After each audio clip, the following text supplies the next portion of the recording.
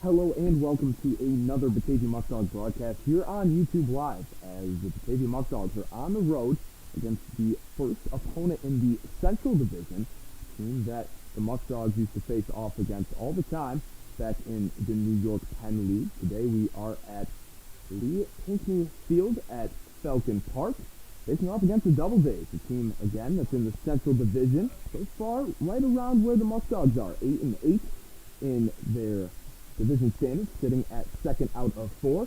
And the Muckdogs losing two in a row, currently sitting at 9-12. Hello and welcome yet again. I'm Griffin Della Penna, bringing you along today's call with a great Sunday slate of action here in Auburn, New York. As again, these two teams facing off for the first time, the only meeting that these two teams will have against one another all season long.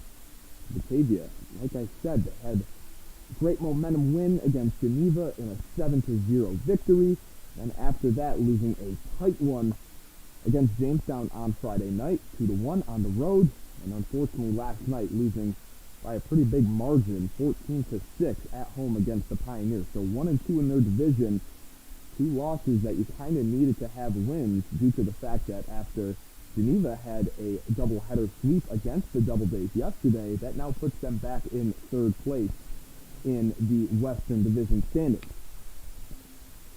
About to get underway here as Matt Frosky, the Auburn pitcher from Youngstown State, is ready to go. He'll be facing off against Cam Connolly, a guy that we really have seen take over that leadoff role for the Muckdogs. Cam Connolly, the Pepperdine University commit, done a great job. Still only in EH or DH due to the fact that his arm still not up to 100%. And the first pitch will be a strike to Connolly to start out the game. First pitch at 5:05. So pretty good timing here in Auburn as well. That one put into play out towards the center. And that one's going to get into the outfield. That's going to be a hit for Cameron Connolly to start out the day. Second pitch swing, as you can see here at Falcon Park. This actually is a turf field, was renovated in the past 3 years for this facility. Keota College, or Keota Community College as I should say, fairly close, and both teams have a split of the field.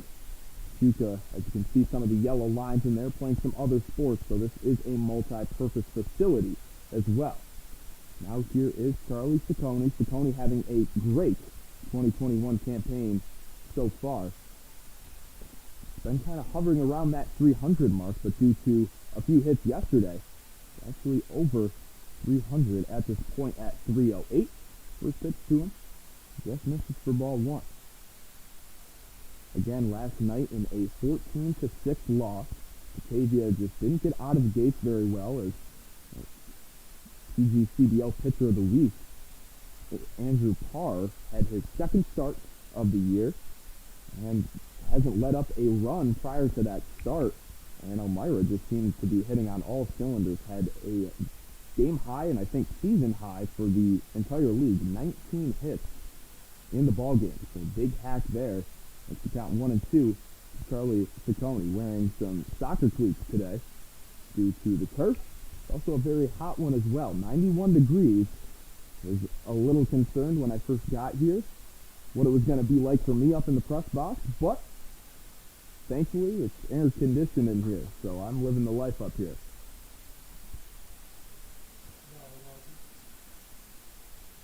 Cam Connolly takes his lead against Matt Brodsky. The 2-2, Cam Connolly in motion. They get the swing and a miss, so they get the strikeout, but they will not get the strike him out, throw him out, with Connolly being safe at second base. Throw one hopper by Dunkel. Don't think it would have been there in time anyway. So Ciccone will be the first out after the strikeout. That'll bring up Spencer Marcus. Marcus hitting 380. Oh, I was looking at the scoreboard. Pardon me, it said it was 2 and 2. Did think it was 1 and 1. Well, ball doesn't lie, so he does strike out there. Put my head down for 1 second, and Dawson County's still in there. So now we have Marcus hitting .386 on the season. That'll put him fourth in the entire PGCBL in batting average, as well as second in RBIs with 17. Another great chance to be tied for first with one right here. Frosty with a look over. That curveball misses the outside corner for ball one. This is a great game between two coaches that also know each other. Skip Martinez actually is very well aware of the Auburn Doubledays' new manager, Ben Julian. Actually, both coached together in Tampa, Florida for high school ball. And that one's popped up in the infield, caught by the second baseman, Noah Campanelli, for out number 2. But back to what I was saying, Ben Julian and Skip Martinez both coach high school ball together, as well as the past few summers they've been on the same coaching staff, as Martinez brought him on as an assistant coach back in 2018 with the Utica Blue Sox, a member of the PGCBL, and then also in 2019 in the Ohio Valley League. Julian getting the opportunity for his first head coaching job. That one's hit over in foul ground and caught by the third baseman, Logan Matson. That one's going to retire the side as Cam Conley gets the leadoff single, cannot come around to score. So going into the bottom half of the first inning with Dathan McGrath on the mound, your score is still 0-0. We will take a quick break here on YouTube Live, as again, the West Texas A&M right-hander will be on the bump for the Muckdogs.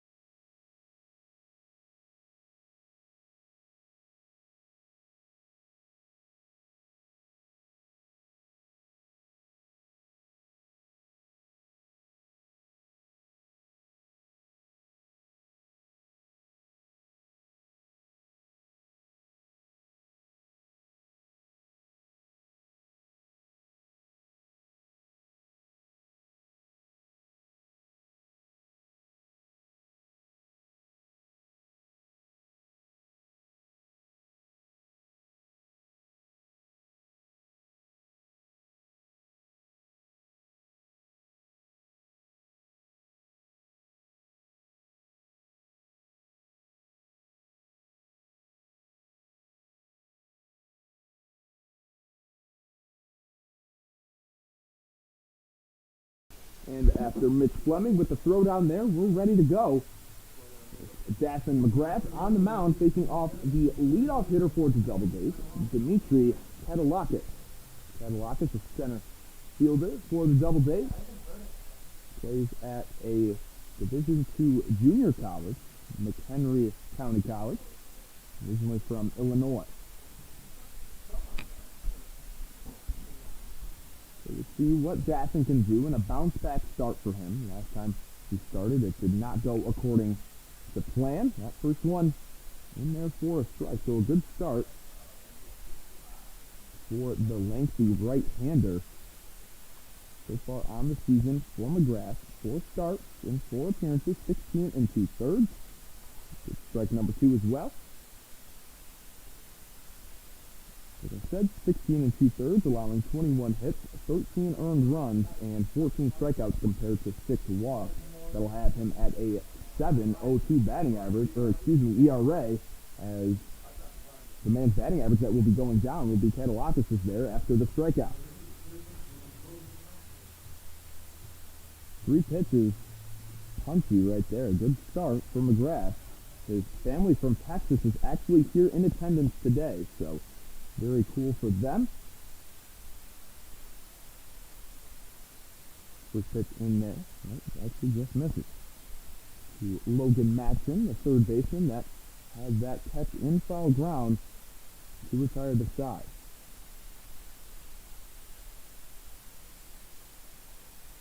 That pitch into him in there for a strike. Madsen fooled on the off speed.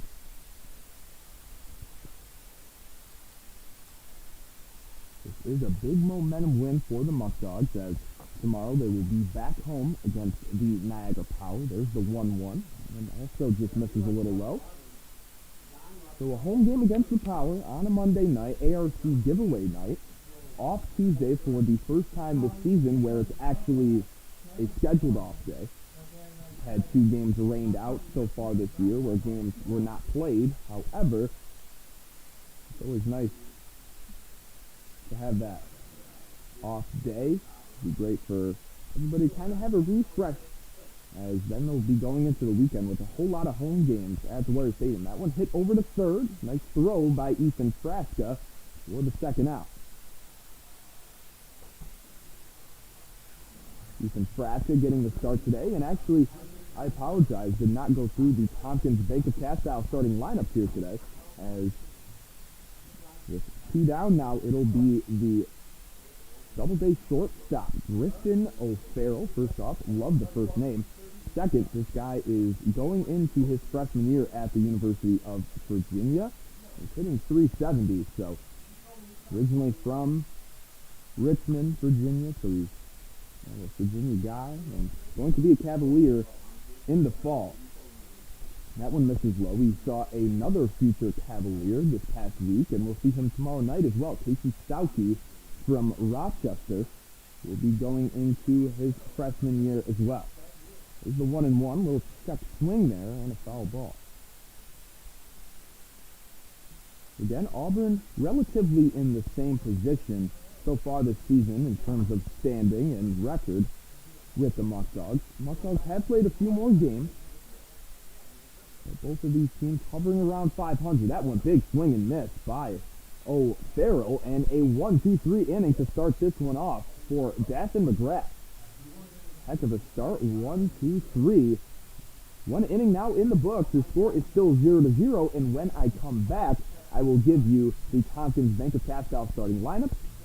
If you have not seen already, please look on our Facebook and Twitter pages for those graphics that I've posted about the starting lineups, as well as PointStreak.com, where you can actually follow all the live stats throughout the game in real time. We'll be back with second inning action in just a minute.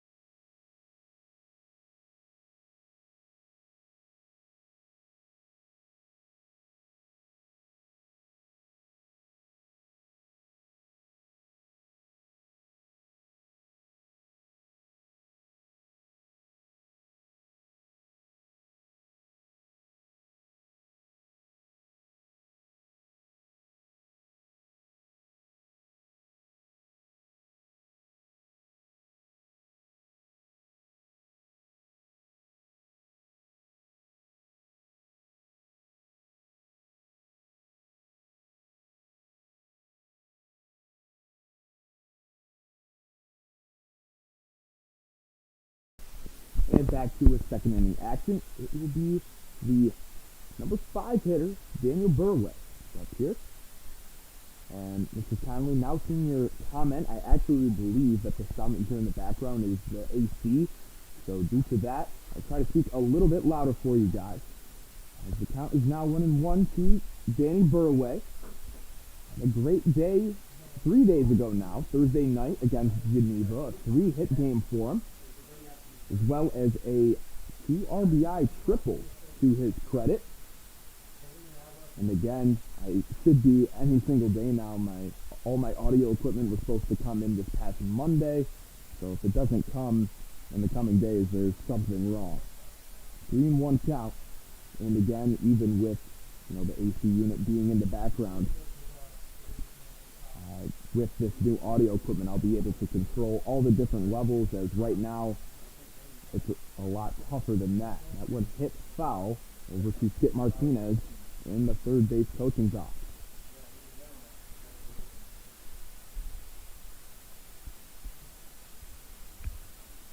Full count now to the leadoff hitter in the top of the second inning. Daniel Burway.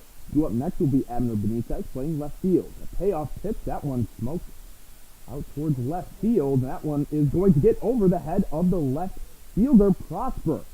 Prosper couldn't reel it in, and that is a stand-up leadoff double for Daniel Burway. Me and Skip Martinez were actually talking about it earlier today. The ball really travels in this park, and that one kind of looks like just a casual fly ball.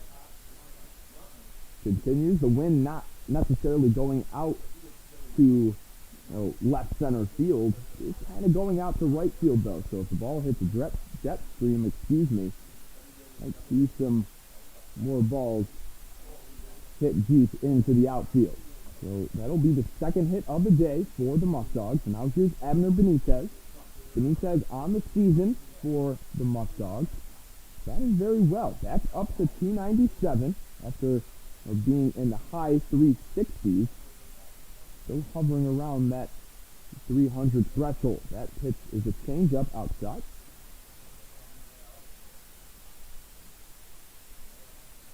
Now. And Benitez, 22 hits on the year, 12 RBIs, as well as 3 home runs. Like I said, with the wind the way that it is, now it's actually going right out to center field. The pop that Benitez has could definitely make some balls flying out of Lee Pinckney Park here today. Here's the 3-0 for today's left fielder. Ethan Frasca drew up next. That pitch also misses, so a 4-pitch walk for Benitez. Had one of those yesterday as well. Now the Muckdogs in a great position to strike first with 2 men on and nobody out. Ethan Frasca here. Michael Florides will be batting 8th after Frasca. Mitch Fleming will be number 9 in the order, and he's behind the plate. And then Christian Robinson will round things off playing center field. Frasca was swinging it very well today in BP, and as of late, even though it's not really showing up on the stat sheet, he's swinging with a lot more confidence. That one just misses the outside corner. Again, that Broski so far this year actually has not had an earned run to his credit in 11 innings of work. In trouble to have his first one here on a Sunday against the Muckdogs.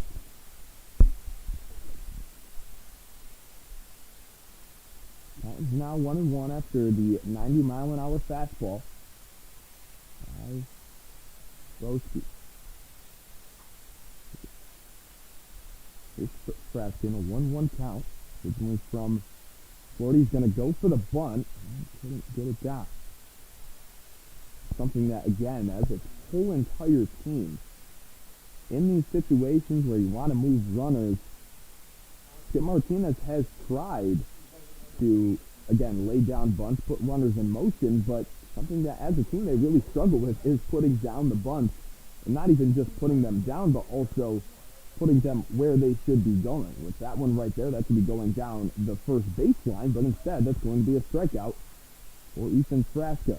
First out here in the top of the second inning for Auburn. Florides has also been swinging a good bat as of late on the season, hitting .260. Again, a limited sample size due to him kind of being one of those platoon infielders.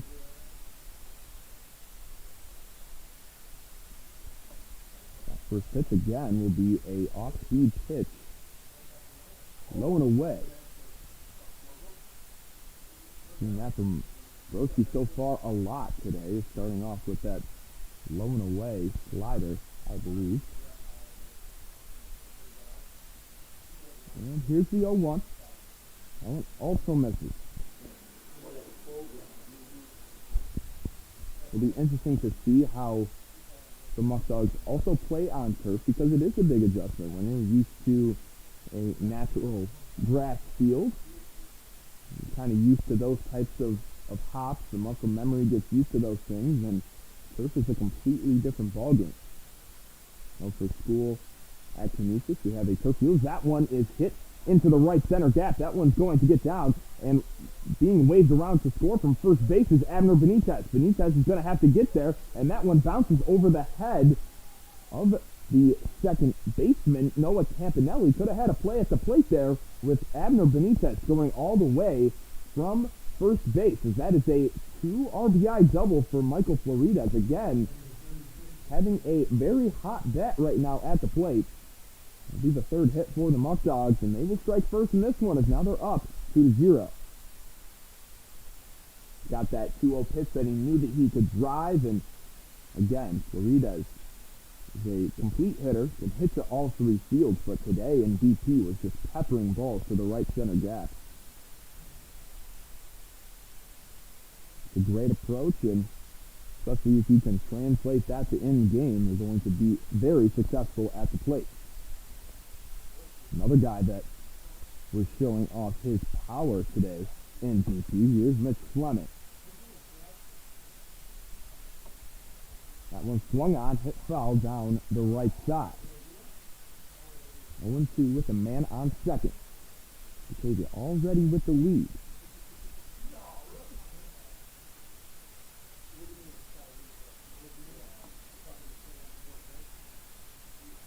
And for Floridas, after that double, only had 1 RBI coming in at that. Doubles that total and some, with 3 now on the season for him. Mostly a guy towards the bottom end of the lineup that's starting things up. Not really having that position, to drive runners in, or really just have runners on base, period. Here is another pitch. That one will ring up Fleming. Not a very, couldn't really tell what his call was from up here. Ring him up, per se. That'll be 2 down now for the Dogs.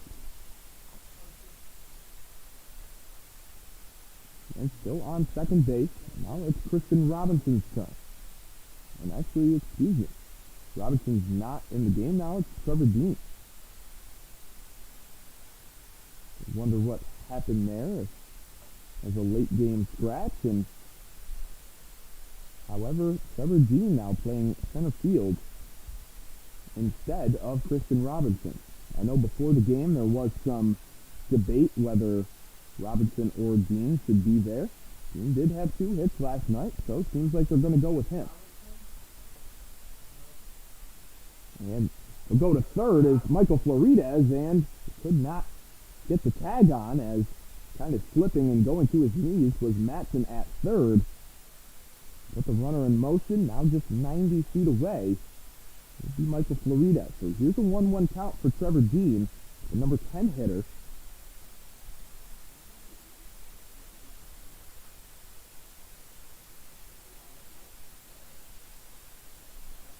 That one swing and a miss for Dean on the 92-mile-an-hour fastball.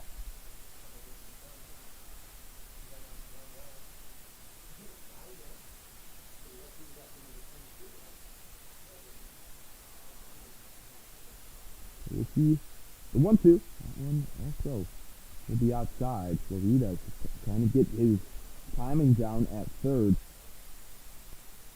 Evens the count up at 2 apiece. See who can win the battle, as Batavia already has tacked on 2 runs in the inning. Don't want to stop here. See it one more time. That slider, which is up and in, so we'll have a full count with 2 down.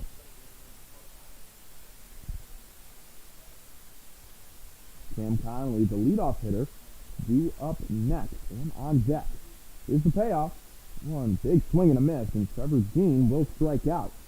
So all 3 outs this inning for the Muckdogs go down via the K. Muckdogs do again have the lead in this one early, as your score is 2-0, with Stephen McGrath going back on the bump for the Dogs. as he just had a 1-2-3 inning to start out the game. Let's see what he can do here. But before we go on a quick break, we'll thank some of our sponsors: Batavia Downs Gaming, Ficarella's Pizza, Alex's Place, Eli Fish Brewing Company, Noah Hoy Chiropractic, Thompson's Bank of Castile, United Memorial Medical Center, New York 529 College Savings, and Restore. We thank you for all that you do to keep baseball here in Batavia. I'll be back in just a minute.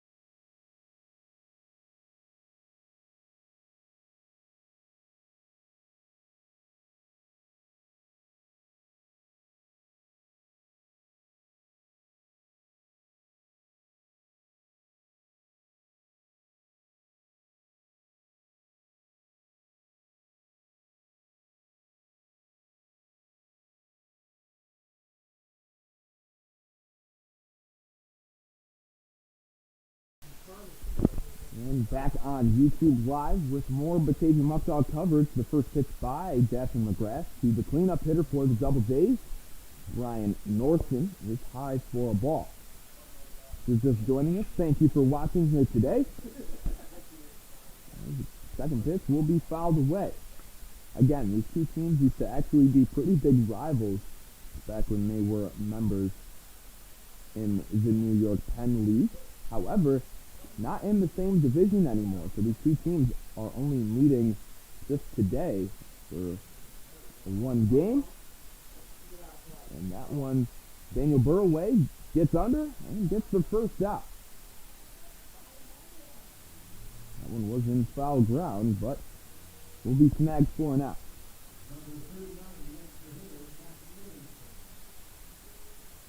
Now Livingston due up to the plate. Matt Livingston, today's extra hitter, hitting .273 on the year. And the first pitch to him will be low for ball one. Livingston, a infielder from Massachusetts, a junior that attends Siena College with Siena State. A whole lot of Siena players all across this league.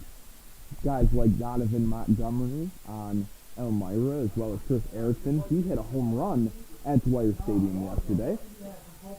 So there's a few other guys that we've seen on Mansfield. That one is hit on the ground, down the line but foul.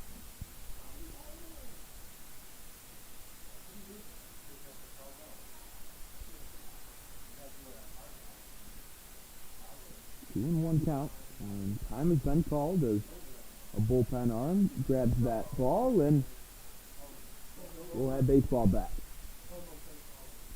This is a 5 p.m. start. There's another pop-up hit over to Abner Benitez, and Benitez will come down with it. Number 2 down, first 5 batters retired in order for McGrath.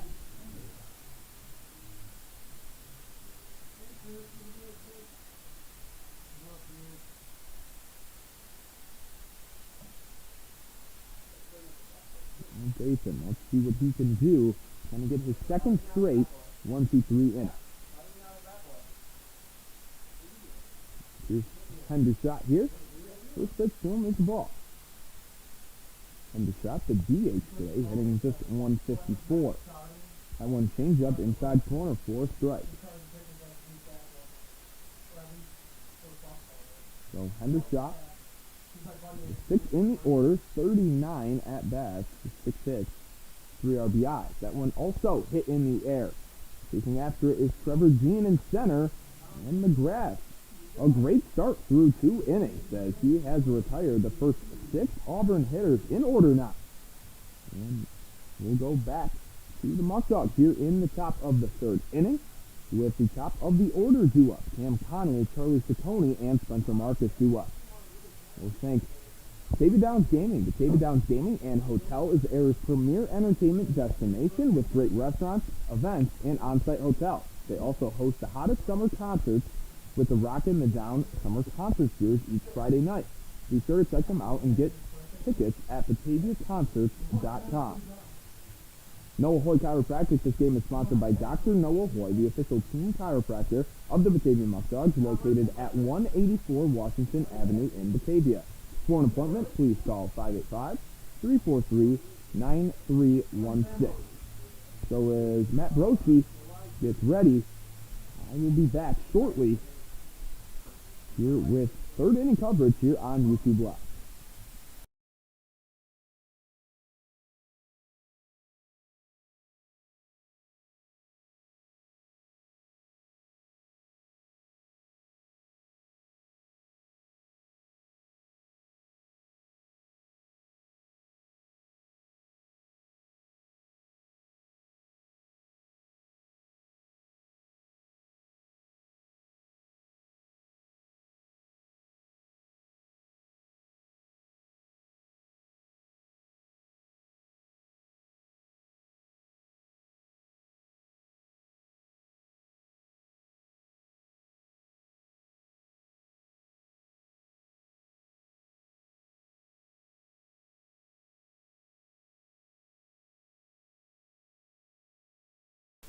Now steps in Cam Connolly, is 1 for 1 here so far today.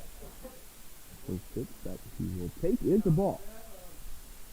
So Matt Broski, so far on the season, has now just let up only 2 runs in 13 innings of work. Both of those runs coming back in the last inning after the Michael Floridas double. This one hit on the infield out towards the third baseman, Matson. One will be caught for the first out. That's Charlie Ciccone.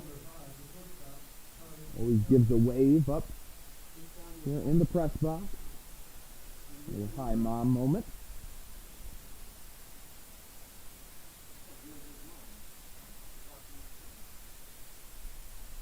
And the first pitch, that one swung on and just hit a little dribbler. It's just foul.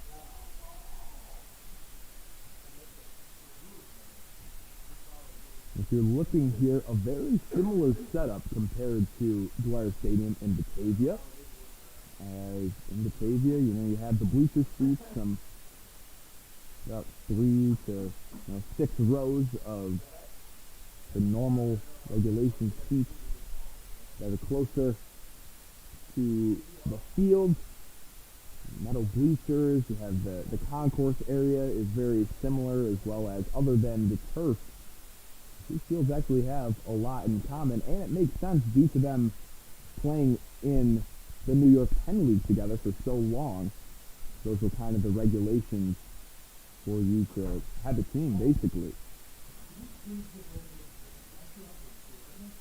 And the difference is a little video board out in left center field as well.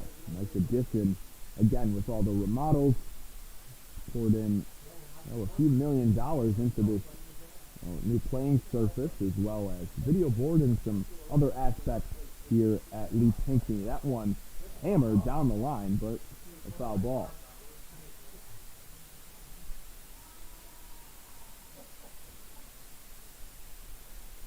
Similar dimensions as well, as I believe it's 330 down the lines and 400 in straightaway center field. It's a little bit shorter at the wire with some pretty high walls as well. That one. Fighting it off is Ciccone right there. And that a 2-2 count. We've seen the Division III product, Ciccone, rise to this level of play. And by no means do I think that he is a Division III player. I think he is one of the best players on our team, and one of the best players that I've seen in this league so far. He lunges with that one to protect with 2 strikes, and that'll be a catch by the shortstop, Griffin O'Farrell. And that's another thing that actually me and assistant coach Tony Brewington today were talking about, is you really get to have a different appreciation for talent at all these, respective levels, whether it's D1, D2, D3, JUCO, NAIA, seeing all these different players coming from all these other places across the country that all play baseball and all want the same dream. And it kind of makes you reconsider what these classifications actually mean. Because, again, if you told me that Charlie Sakami was a Division I player, I'd completely believe you.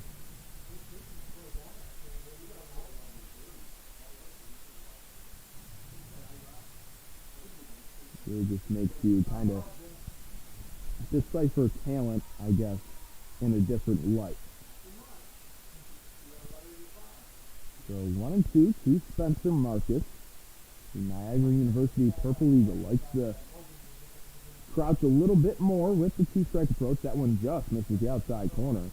Good eye there for Marcus, and Broski on the mound couldn't believe it. Neither could manager Ben Julian out in the third base dugout. That one put into play, and that one's going to get over the head of O'Farrell for a base knock. Taking a wide turn was Marcus, and yet again, a great two-strike approach for Spencer Marcus, collecting another hit this year. Let me take a quick look. Already his 29th hit on the season. That is absurd. So again, he'll still be hovering right around that 400 batting average mark. Also picking up the Muckdogs' fourth hit of the season. Of the game, rather. Now here's Blair Frederick, today's DH. The EH is Cam Connolly. But with Blair, a guy that is supposed to pitch for us this week, as they put the runner in motion, Spencer Marcus. They try to have a one-hopper, and with the turf, perfect hop, getting there in time will be Marcus. He's a guy that's used to a turf field, as actually a very similar kind of pattern at Bobo Field in Niagara Falls. Here's a 1-1 with the runner in scoring position for Frederick. That one hit high in the air. Chasing after it is the center fielder, and he'll call it off and make the play. So nice play made by Lockett, and that will retire the side. So a nice hit for Marcus with 2 outs. Not coming around to score. He was stranded on second base after the steal midway through the third inning. Batavia's still up in this one 2-0. Let's see if Stephen McGrath can continue to shove on the mound.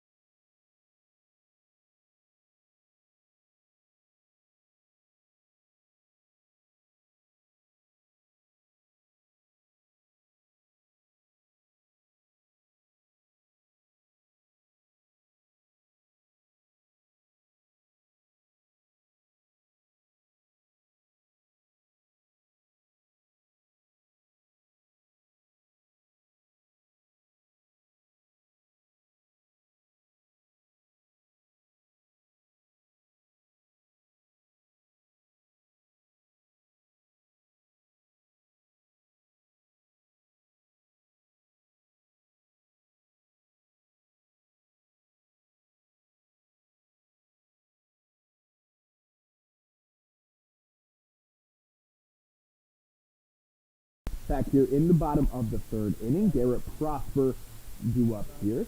One of the kind of average points, I would say, in the Auburn lineup, hitting right around 200. You have some guys, like I said, O'Farrell, who's hitting an absurdly high 370. We got some 273 guys, some guys right around 250, and there's like a steep drop-off Prosper at 200, Norton at 197, and then 198, number 10 man, Noah Campanelli. So the count is 1-1. The number 7 hitter in the Doubleday lineup. That one blocked by Fleming. Makes it 2-1.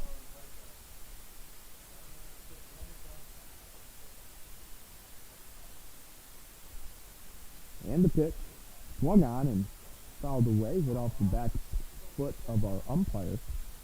Makes it 2-2.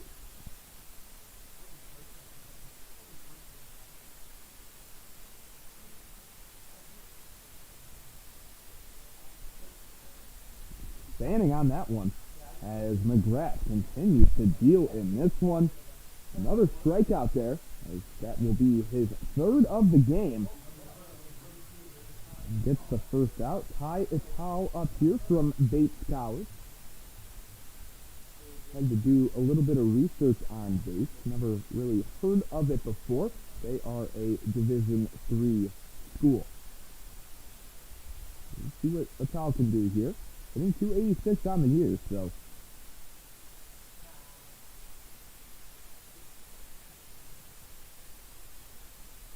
That pitch to him, hit on into play over to Danny Burway. Covering is McGrath, a nice flip, and the out. Great PFT there.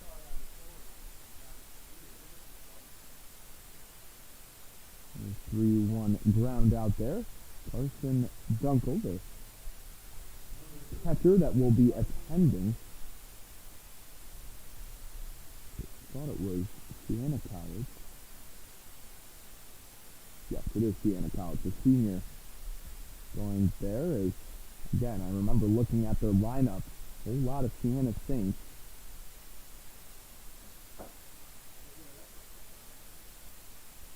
And now there's 2 down. First strike to Dunkel. Now that makes it 2 strikes against them, as McGrath is absolutely grooving so far.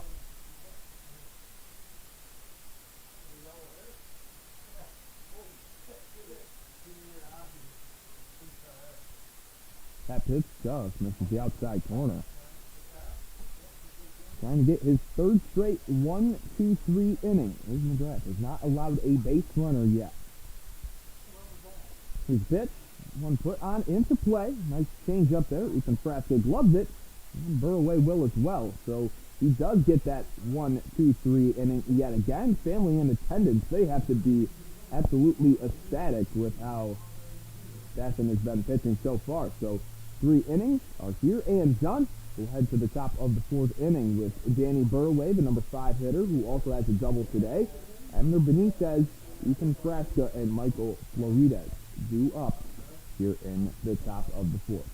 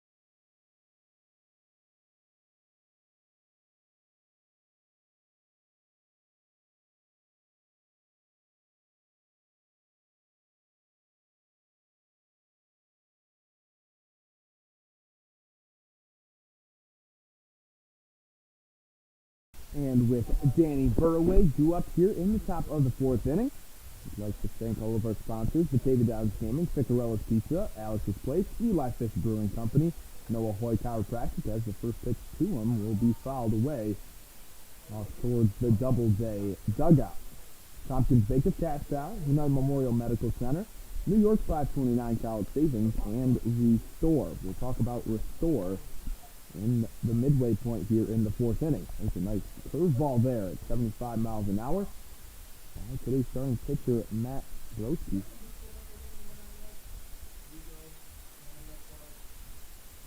That one swung on and hit out to left field, as that one will get down. Not sure where the ball was the left fielder Prosper. That one kind of just nosedived, so I thought it was going to be in a line out right to Prosper, but was tracking that way, and the ball just kind of died right off. A little change up there. Nevertheless, second hit of the day for Burraway, fifth of the game for the Dogs.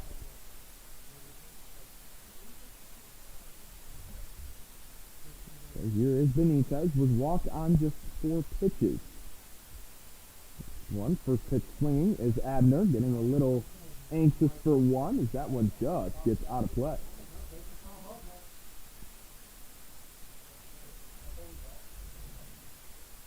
Oh and 1.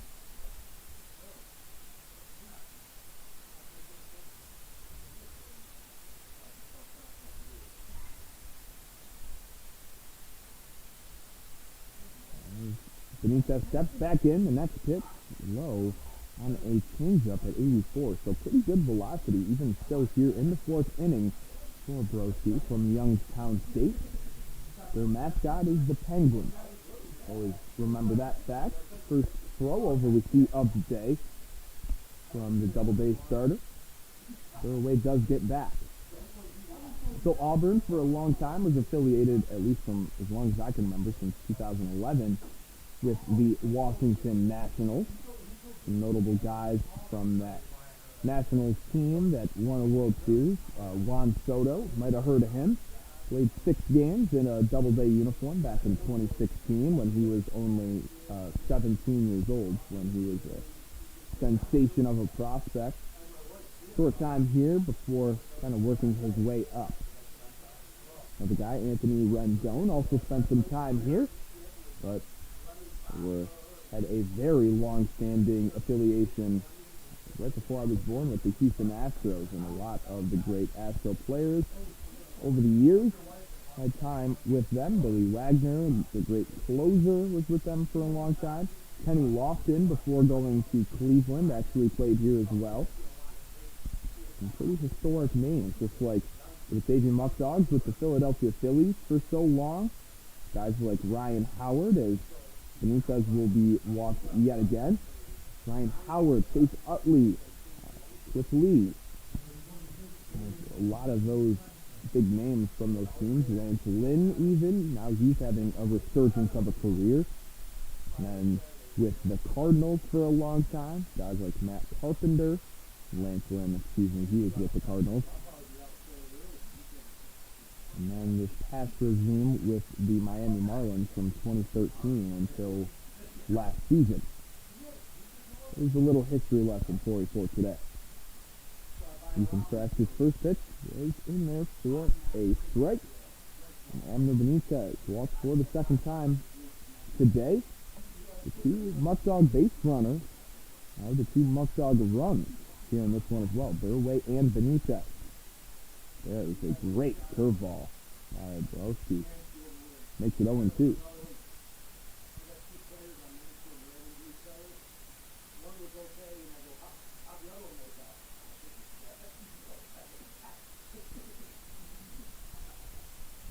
And here is the 0-2. That one put off foul over towards assistant coach Tony Brewington. We'll have another 0-2 after the spoil by Ethan Frasca from University of South Carolina Union, teammate of Trey Skidmore. Let's see what he can do here. Just fouled off one 0-2 pitch. Here's the next one, and that one will be fanned on for strike 3. Second time of the day for Frasca.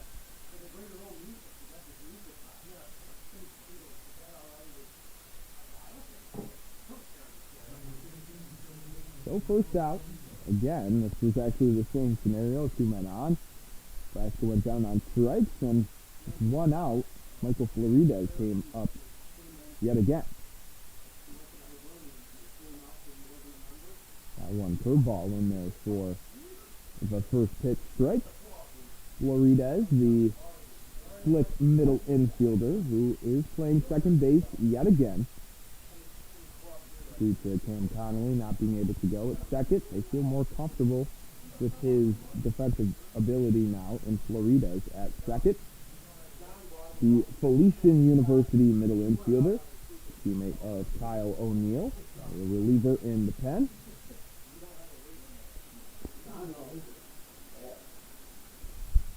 Here's the 1-1. That one swung on and hit softly out to Griffin O'Farrell, and they will get 1.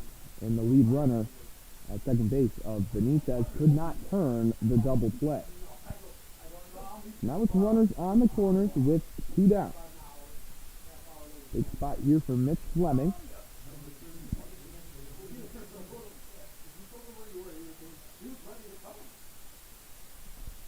And with Fleming on the year, again, limited sample size due to him kind of being a platoon guy at both catcher and first. But Fleming on the season, 20 at-bats, 3 hits, one of them including a home run. Let's go over to Florides, keep him close, make sure that there are not 2 men in scoring position.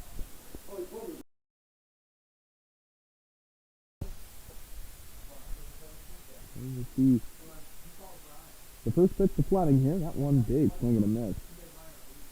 Rosky loves going off speed to start out all these at-bats, regardless if it's the number 3 hitter or if it is the number 9 hitter, like Fleming right here. Fleming for the past weekend did go back home to visit some family. Now the score is 4-0 in favor of your Muckdogs. Gotta love that for Mitch Fleming there. Nice hard hit down the third baseline. Madsen almost made, a very athletic play to make the play. He did get just a piece of it, which, helps Auburn's case there. However, 2 runs with scores with 2 outs. Both guys were going on anything. Now there's just a man on second base, and Fleming. And that one, a foul ball. Here's Trevor Dean. So again, all of the runs so far today, it came at the bottom of the lineup. Burley scoring 2 of the 4 himself. Florides with 2 RBIs, and Fleming joins him as well. So another great hit for Mitch Fleming. That's going to bring his RBI total up on this season to 7. For a guy that has not seen the field as much as some other guys on the team, still is producing at a very high rate.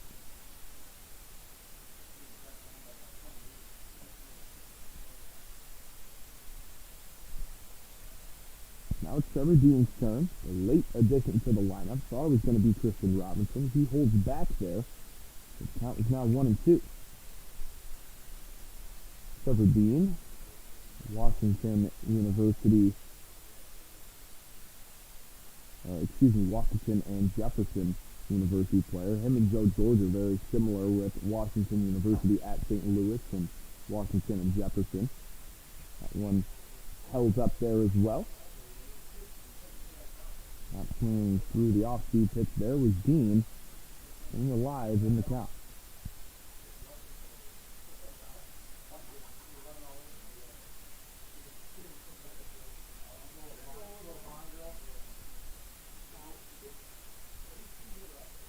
There's that pitch. That one hit again, and diving for it is Madsen. That one will not be there. Mitch Fleming is going to come around. The throw will not be in time, and there is an RBI single for Trevor Dean.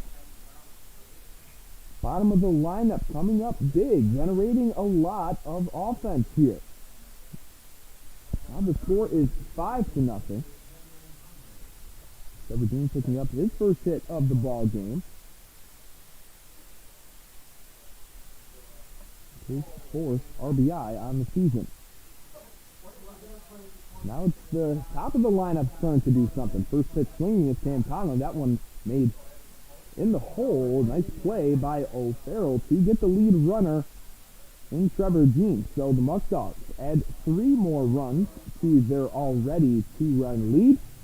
Makes it 5-0. Midway through here in the 4th inning, we will thank our sponsor, Restore. Restore provides crisis intervention and support services to survivors of sexual assault and to their loved ones. Trained advocates are available 24/7, helping you to make informed choices concerning medical, legal, and counseling needs while offering advocacy, and information about your rights. Visit RestoreSAS.org for more information. You can reach Restore 24/7 at the confidential hotline at 1-585-527-1757. Restore means trust, Restore means empowerment, Restore means healing, Restore is here no matter what. So Jack and McGrath still getting ready to go. We'll be back here on YouTube Live in just a second.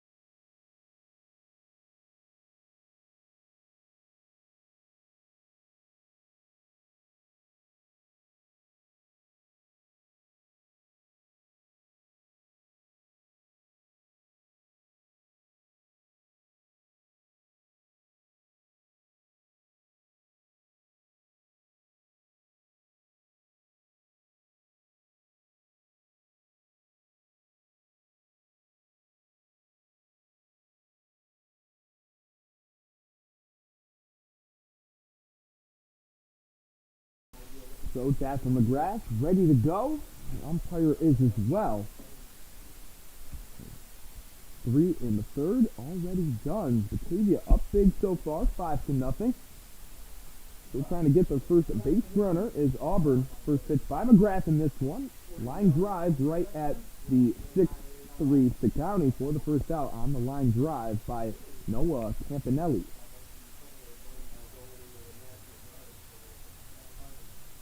A little line drive out there.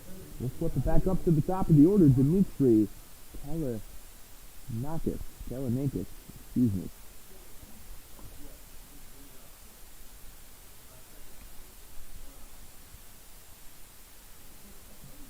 First pitch, swing and a miss by Dimitri. Yeah, having his best outing of the year so far. Wants to keep it going, too, with his family from Texas in attendance. That'll be a great feeling. Haven't seen them first off in a long time, and then for them to make the trip, it's got to be a pretty good feeling. That one hit on the ground. The County will grab it in a nice strong throw. They're actually going to say he's safe, and he was. That's a good call there by the base ump. Getting down the line was Dimitri. And he will be the first Doubleday base runner, taking away the perfect game. Now Logan Madsen's turn. Coming into the game, heading 244. Did ground out to Ethan Frasca earlier in the game in his first trip. That one inside, called for a strike. McGrath doing a great job getting ahead in these at-bats.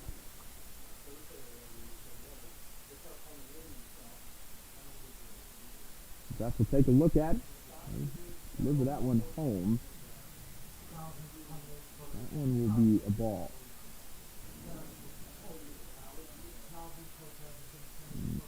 little more about Batavia McGrath. Just finished up his sophomore year from Cedar Park, Texas. Spent time at Tyler Junior College and Western Texas for landing at West Texas A&M. That one's hit over to Spencer Marcus. Traveling towards the line will be Marcus, and they try to get the play at first base, and that was a hose by Spencer Marcus, and a very close play at first base. I think he got there in time, but that was very, very close. Too close for comfort as well.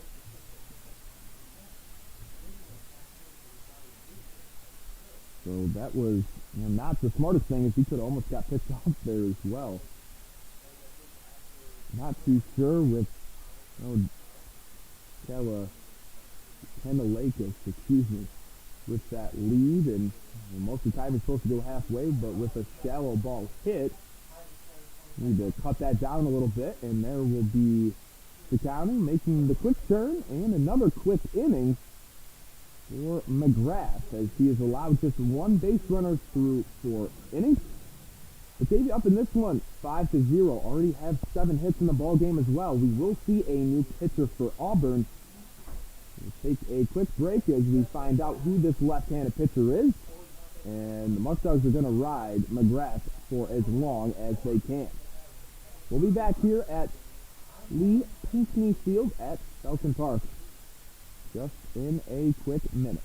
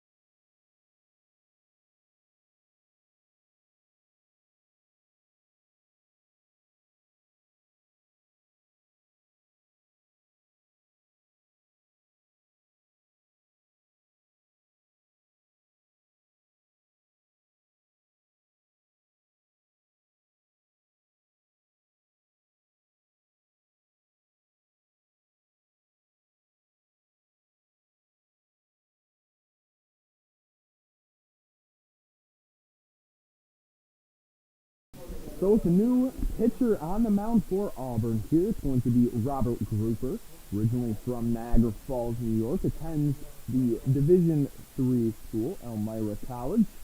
I believe that Elmira College actually plays their game at Dunn Field, where the Pioneers play.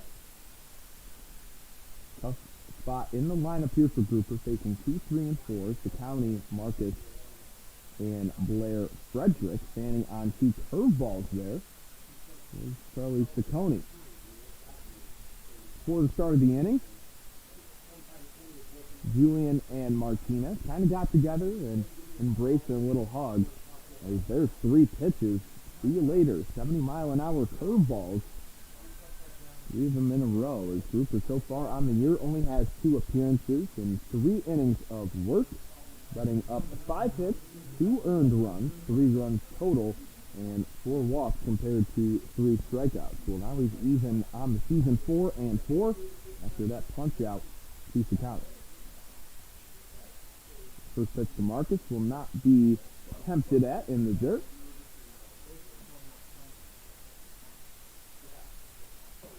But Ben Julian had a really cool thing that he did on the video board right when Martinez got on the field. There's all their pictures together, them and their families, them coaching together over the years. This shows that he's also a stand-up class act guy, just like Skip Martinez, to do something like that. And just misses outside. Marcus ahead now 2-1.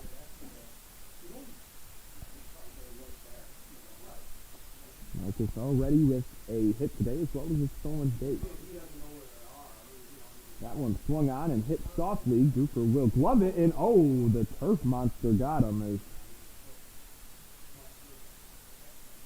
That one could have been very bad with the ankle. Thankfully, looks to be okay. Kind of got slipped up on his own feet. And that is going to be another hit for Spencer Marcus.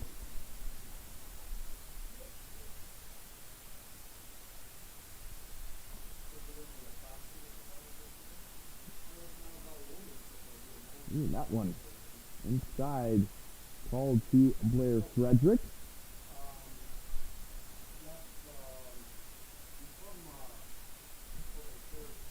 That curveball to lefties was extremely tough to hit. That one bounces and came in front of him by Dunkel. 1-1. They're already up 5-0. Want to add to that lead.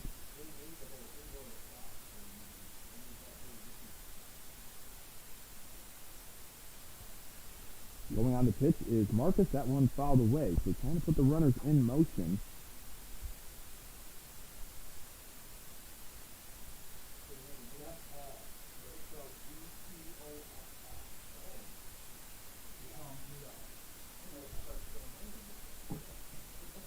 In a 1-2 count. 1 out already here in the top of the fifth. See if Marcus will be back in motion. Cooper does kind of take a long time in his delivery. Tries to throw over to keep Marcus close at first.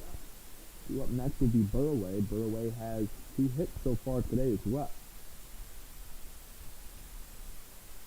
And that pitch swung on and hit out to deep right field, and he did not have a good read on that, and that's going to go all the way to the wall.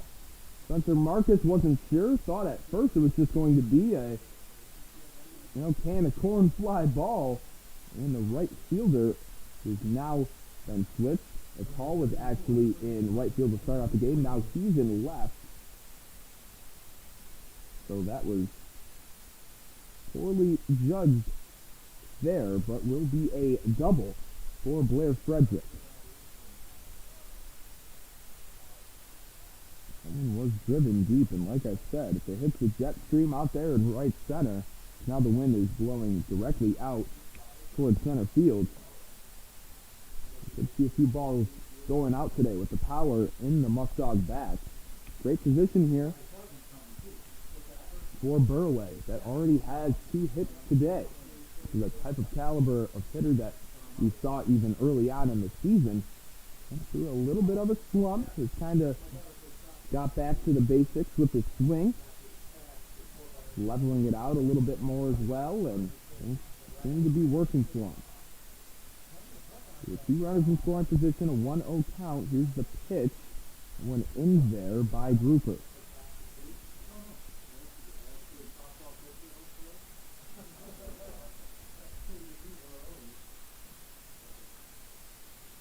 Grouper now trying to get ahead. As he will deliver home. That one, another great slider on the outside corner. Good command with his off-speed pitches all around that I've seen so far.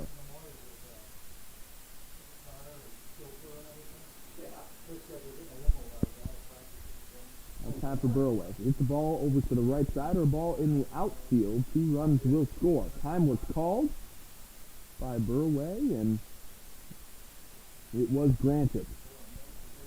So we'll try the 1-2 yet again, as that pitch does knock out for obvious reasons. Burraway trying to get his 14th RBI of the season right here. That one swung on, and like I said, just needed to hit it to the right side. I think that bat was broken on the play. 1 run will score, and coming around as well will be Blair Frederick. So a 2 RBI single. Your Muckdogs will now be up 7-0 as using last night's loss as motivation and already have 9 hits on the scoreboard. Wasn't a must-win scenario, I guess you could say, but with these two coaches knowing each other, that's some bragging rights as well. So all around, a good feeling so far out of the gate for the Dogs, already being up 7-0 here in the top of the 5th inning. Abner Benitez has also reached 2 times today, the corner outfielder from Alabama State.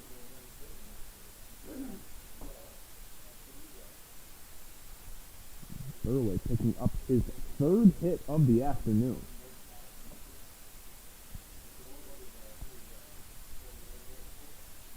There's Frederick right there, turning on the Jets to score. As well as the man at third, Spencer Marcus. That one also is low and in the turf pellets, I should say. Keep saying dirt. It's not actually dirt here.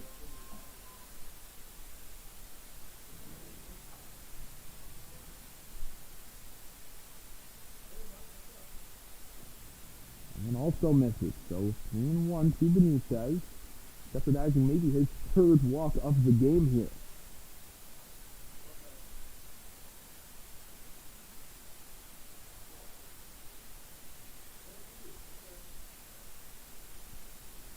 That one swung on and hit hard out to right field. A nice base knock by Abner Benitez.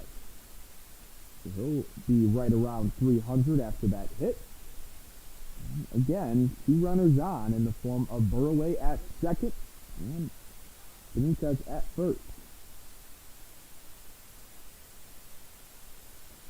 Back-to-back singles. You want to say 3 hits in a row after the lead-off strikeout. And that will be officially 10 hits, double-digit hits on the ball game for the Dogs. Pinch hitter Ethan Mento first pitch swinging, as Ethan Traska's day is done after 2 at-bats, and that's kind of Joe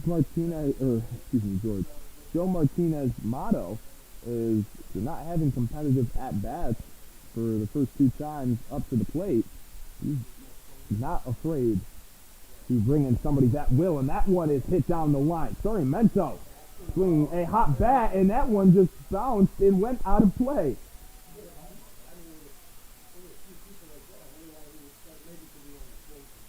Wow, that was crazy. It was like a trampoline and hit off the left fielder now a call, and only 1 run will score there.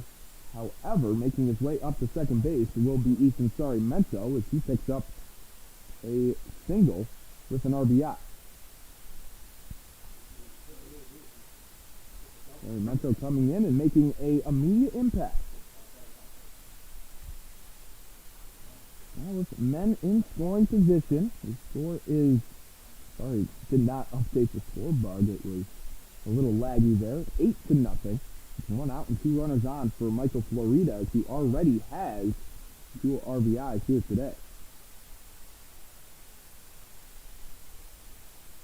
So Burley scored on the Mento single, making it, again, another 3-run inning for the Dogs.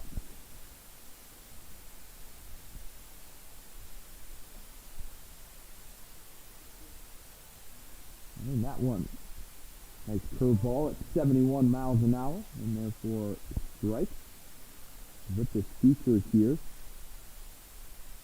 at Falcon Park, I'm really liking having the velo right on the scoreboard, as I feel like I'm always guessing at Dwyer Stadium sometimes with, my internal radar, which most of the time is in the right ballpark, but it's nice to have exact numbers. So 0-2 to Floridas with Mitch Fleming on deck. He had an RBI in his last trip as well. 1 through 10 producing for the Dogs here in this one so far. Again with an 8-0 lead. Here's the 1-2. Florida swung on and missed. That'll be the second out. Nice rebound there for Grouper to get out number 2. Trying to limit the damage with 2 runners still on.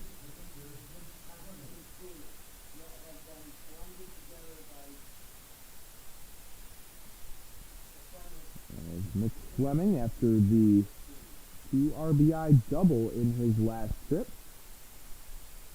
trying to do the same thing here. Same scenario, 2 men in scoring position. That one, a hanging curveball that is going to drop out there in shallow left center. And scoring 2 more runs, so Mitch Fleming have a day. Multi-hit game for him, and 4 RBIs to his credit. Make it a 10-0 ball game. Batavia having one of their best hitting performances of the season. Again, putting the ball in play, not trying to do a whole lot. A great approach like that, good things happen for you.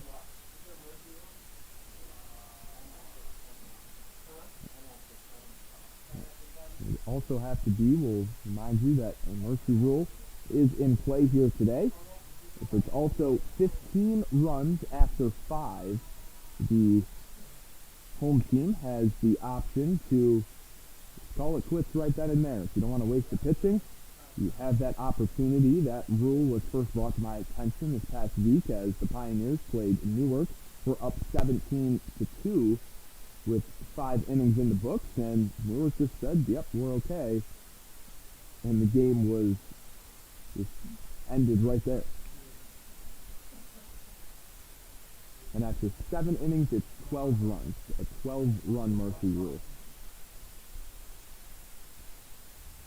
We're very normal to, the 10 after 7, something that we thought was going to be into play last night with the Muckdogs going against the Pios, and the Pios having a 10-run lead during that time, but it was 12 runs and not 10.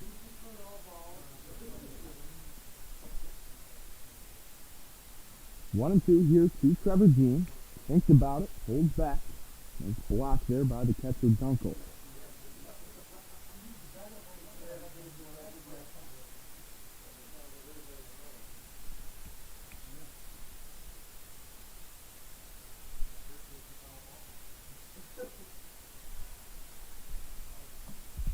Here is the 2-2 from Grouper. All the way off the foot of Dean. Slow roller over to Joe Martinez, and a guy that just threw with his left hand due to the fact that he might have tore his UCL this past week, so he's starting to throw with his left hand now, because every time he throws, it's not been pretty. The 2-2 yet again. Missed outside. There's full count here. Threatening with Cam Connolly, the leadoff man, due up next.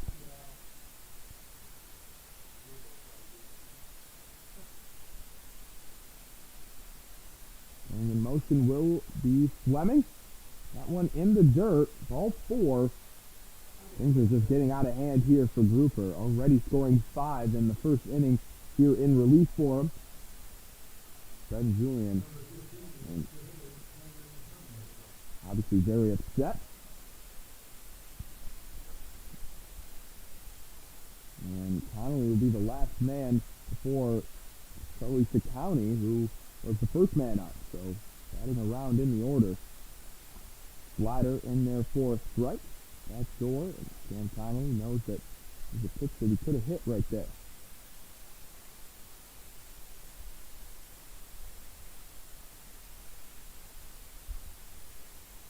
Pitch in the dirt. Nice block yet again.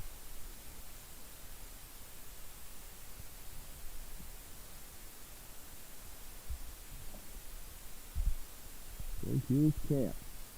0 for 2, or excuse me, 0 for 2 today. A pop out and a ground out. And then in the dirt as well, holding back, now getting ahead in the count, is Cam Connolly. 5 runs here in the 5th. Started a 2-0 lead after the Michael Florides 2 RBI double. Since then, it's just been a committee day at the plate, already with 12 hits, multiple guys having RBIs, 4 RBIs for Mitch Fleming. He's having himself his best day of the season so far. That changeup misses high, and Kylie will be walked. So calling time will be Julian. He's going to come out, talk to Elmira College left-hander grouper.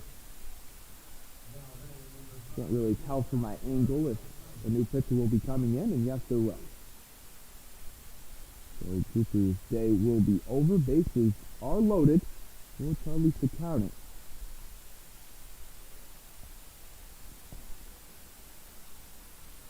Again, now it's batted around in this inning.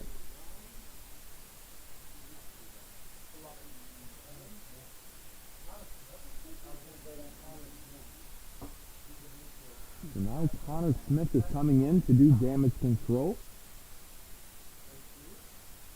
Smith, a infielder from Pennsylvania, going into his junior year at Lebanon Valley University. You see this sometimes in the major leagues with, a large deficit, and managers decide to, instead of wasting bullpen arms for a game that they know that they probably won't be victorious in, they decide, hey, we'll go with an infielder that can at least put the ball over the plate.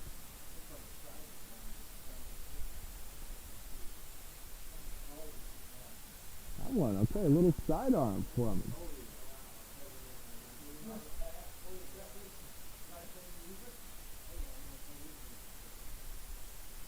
That's actually a pretty nice pitch for a guy that doesn't always pitch. No appearances so far this year. During this time, I'd like to thank Ficarella's Pizza. Ficarella's of Batavia is where you can get your fix to satisfy your cravings for piping hot pizza, sumptuous subs, and mouth-watering wings. Every Friday, enjoy Ficarella's fabulous fish fry. Don't forget the fixed plate, fat wraps, and all your favorite pasta dishes, and they have blueberry and raspberry barbecue sauce that tastes great on wings. So when you have that craving for delicious food, get your fix at Ficarella's Pizza on Liberty Street in Batavia. Again, we'll mention Batavia Downs Gaming. Batavia Downs Gaming and Hotel features great restaurants, including the Burning Barrel Barbecue, Fortune's Italian Steakhouse, and Labatt Blue Zone at 34 Rush. It's food and fun, just how you want it done. Tompkins Bank of Castile. Tompkins Bank of Castile is a community bank that was founded back in 1869. They now have 15 offices in 6 counties across the western New York region. Services include complete lines of consumer deposit accounts and loans, business accounts and loans, and leasing. In addition, insurance is offered through an affiliate company, Tompkins Insurance Agency. Wealth management, trust, and investment services provided from Tompkins Financial Advisors. We're ready for Charlie Siccardi with the bases loaded. And the infielder now pitching, Connor Smith. First pitch to him, swung on and hit deep out to left field, and will be caught. So one pitch, Smith does his job. Catch out there in left field as well. The Muckdogs do have a great inning of work, putting up 5 runs, making it a 10-0 ball game.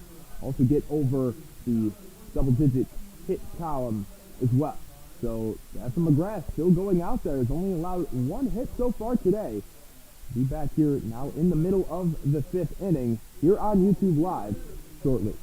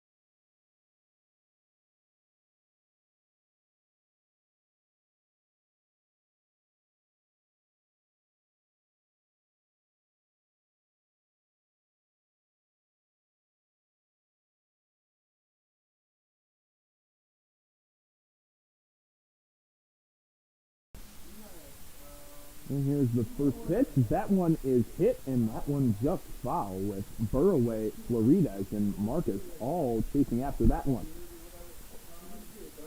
Griffin O'Farrell was the last out last time due to Brian Norton starting things off here. The bottom of the fifth inning. Muckdogs up big, 10-0 here on a Sunday.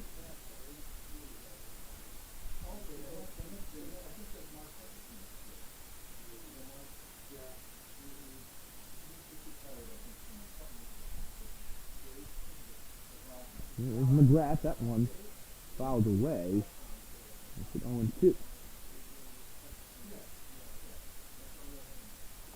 Happen again, just lowering that ERA with every quick inning. As really this game so far, an hour and 27 minutes through 5 innings isn't a bad clip, but the Doubledays have been put down quickly with the bats, and these innings with the Muckdogs with the sticks have kind of lagged on a little bit. That one also fouled away by Norton.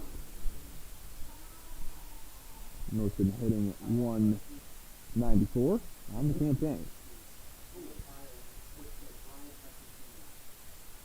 Norton attends St. John Fisher College in Pittsburgh, New York, a great Division III program. They kind of put themselves on the map the past few years. Good school, is looking at them for a while. Slippery Rock, another guy on the team, as that will be strike three. Not a lot of emphasis by our home plate umpire on the strike three call. You see some guys that get pretty animated, but another strikeout for Dathan McGrath, as he has had himself a day.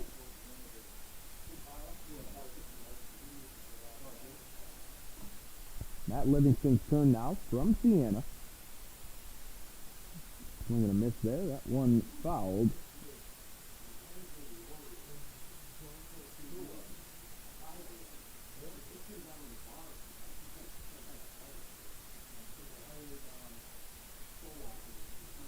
And again, with these two teams in the same stratosphere in terms of record, Auburn sitting at 8-8 with a few less games. That one is drilled into the gap. Nice hit by Livingston. And Livingston's going to go 2 on it. Trevor Jean with the cutoff throw over to Florides, and sliding in. Chase will be Livingston for the Doubledays' second hit of the ball game.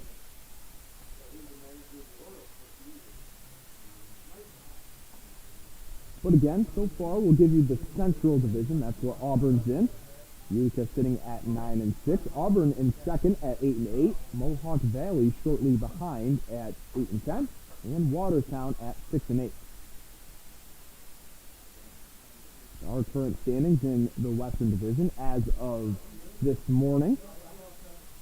Jamestown in first place with a strike right there to Pierce Hendershot. Jamestown still in first, riding a nice win streak as they are 14-6. Elmira in second at 13-7 after last night's win over the Dogs. Another pitch that just misses. 87 still for McGrath, so still kind of bringing it as well. Geneva with 2 wins yesterday gets up to 10-10. That pitch fouled away.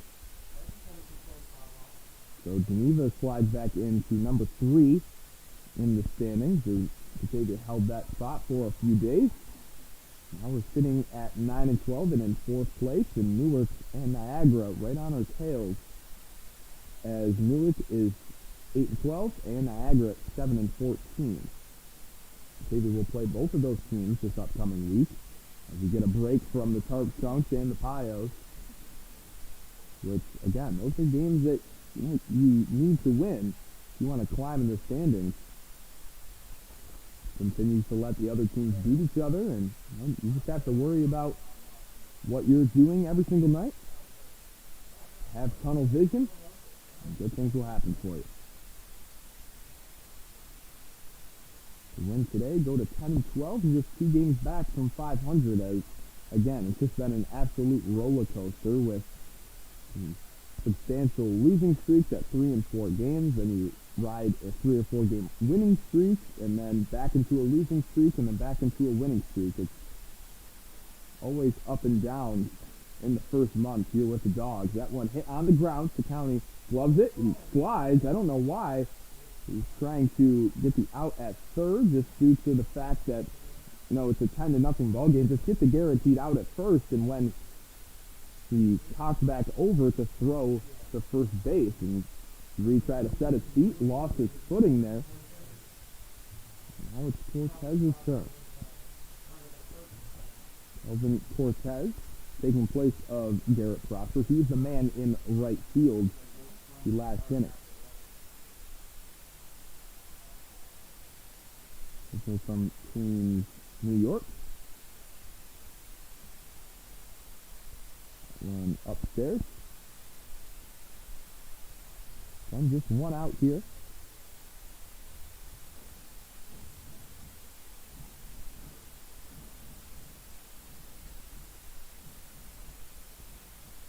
And a pitch by McGrath.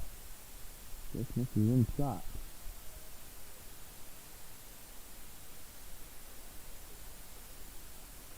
On the season for Cortez, hitting .043. 2 for 12. That's a check swing on a 2-0 count. That's fouled to the backstop.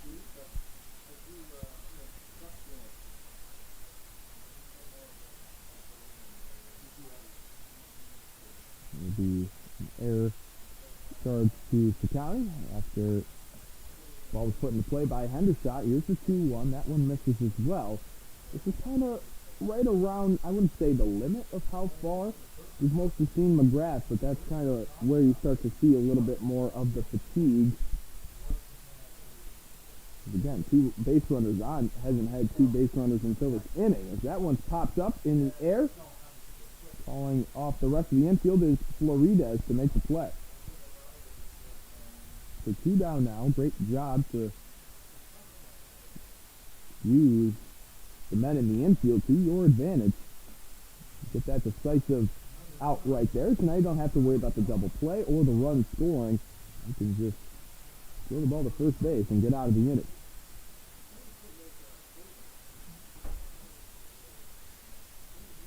Tyler Akal now playing right field. Playing left field. Started the game at right field. That one put into play softly over to McGrath. Underhand throw. Inning over. So McGrath still with a goose egg on the scoreboard. Batavia up big in this one, 10-0 against the 8-8 Auburn Doubledays. Trying to add on to this lead, so maybe you can get out of here in the 7th inning with a little mercy rule. That'd be great for the confidence as well going into this week. We'll see the Muckdogs bats get rolling. Might see some substitutions as well. It's Spencer Marcus, Blair Frederick, and Daniel Burraway are the 3 that are supposed to be due up. But we'll see if anything changes as the infielder still pitching. Connor Smith is on the mound.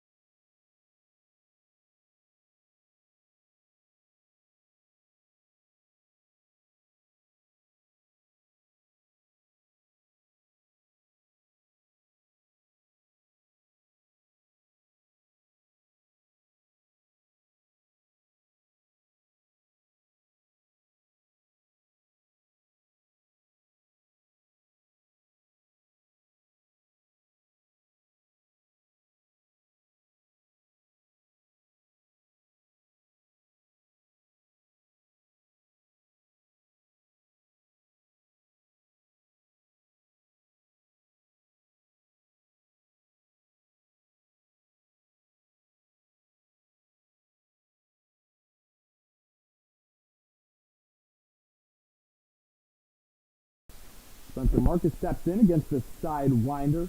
Little infielder Connor Smith, and nice diving Jeter-esque play right there by the second baseman Noah Campanelli, but due to Marcus' speed, he will beat it out. That is another hit on the J for Marcus, his second. That batting average just continues to rise for the star right fielder for the Dogs. Now it's a pinch hitter here. It'll be Jerry Reinhardt. Reinhardt, traditional third baseman, got the off day. With Blair Frederick already having a double, 3 at-bats. He will also be pitching this week as well. Don't want to risk anything, and with the lead the way it is, it's nice to get some extra at-bats for some other guys. That one hit on the ground over to third. Getting one will be Matson. They try to go around the world, and they will punch him out as well. They punched him out before the throw was even made, it looks like. Reinhardt talking to the umpire, asking. And Tony Burlington's just going to say, leave it there, it's okay. It'll be around the world. 5-4-3 double play for Auburn, and that is a bright spot for him. Now it's Burraway's turn. There's a slider inside for a ball.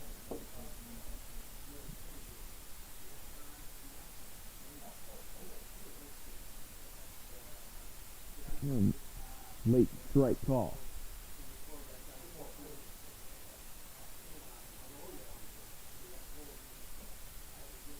That pitch also misses inside. 2-1.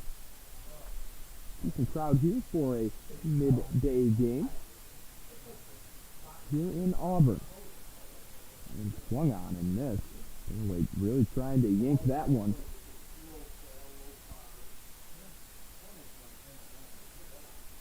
Burway here again with 3 hits already. 3 for 3 on the day and has scored 3 of the 10 runs, but he will go down on strikes. So the infielder, Connor Smith, comes in and he is retired for batter, so he sits 1 1/3. Ben Julian trying to get his team hyped up as Skip Martinez walks by. We'll go into the middle of the 6th inning with Beth and McGrath still on the mound. It's a shutout here, trying to build off of it as well. We will be back here as McGrath gets warmed up here on YouTube Live with more Batavia Muckdogs baseball coverage.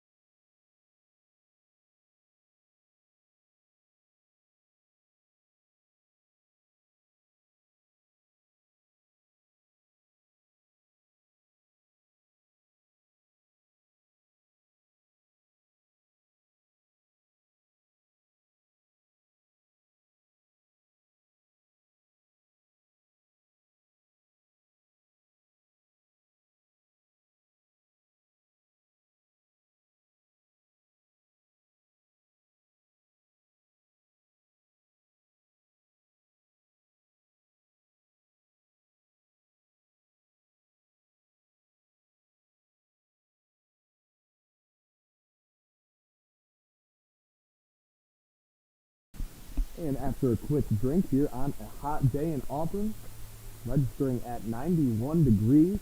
Definitely feels a lot warmer than that out there, but nice and chilled up here in the box. It'll be the Sienna Saint, Kirsten Dunkel, due up first. McGrath, first pitch, slider for a strike.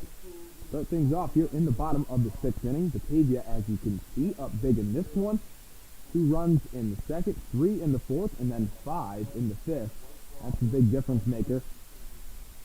As our offense exploded with 5 hits, 2 errors for Auburn as well. They also left the bases loaded, so some damage was still left on the base path. 2-0-2 changeup, way out there, nabbed by Fleming behind the plate. He's had a great day. Hopefully he can get up again, as he already has 2 hits and 4 RBIs. Muckdog catcher so far this year, Bryce Mortolaro, has, as of late, been improving his batting average and hitting the ball much better, having competitive at-bats. That one's hit softly, and for the 3rd time today, Jackson McGrath fields one and gets the out. Good thing Danny Burroway is tall there as the 6'5" first baseman has to jump up to catch that one.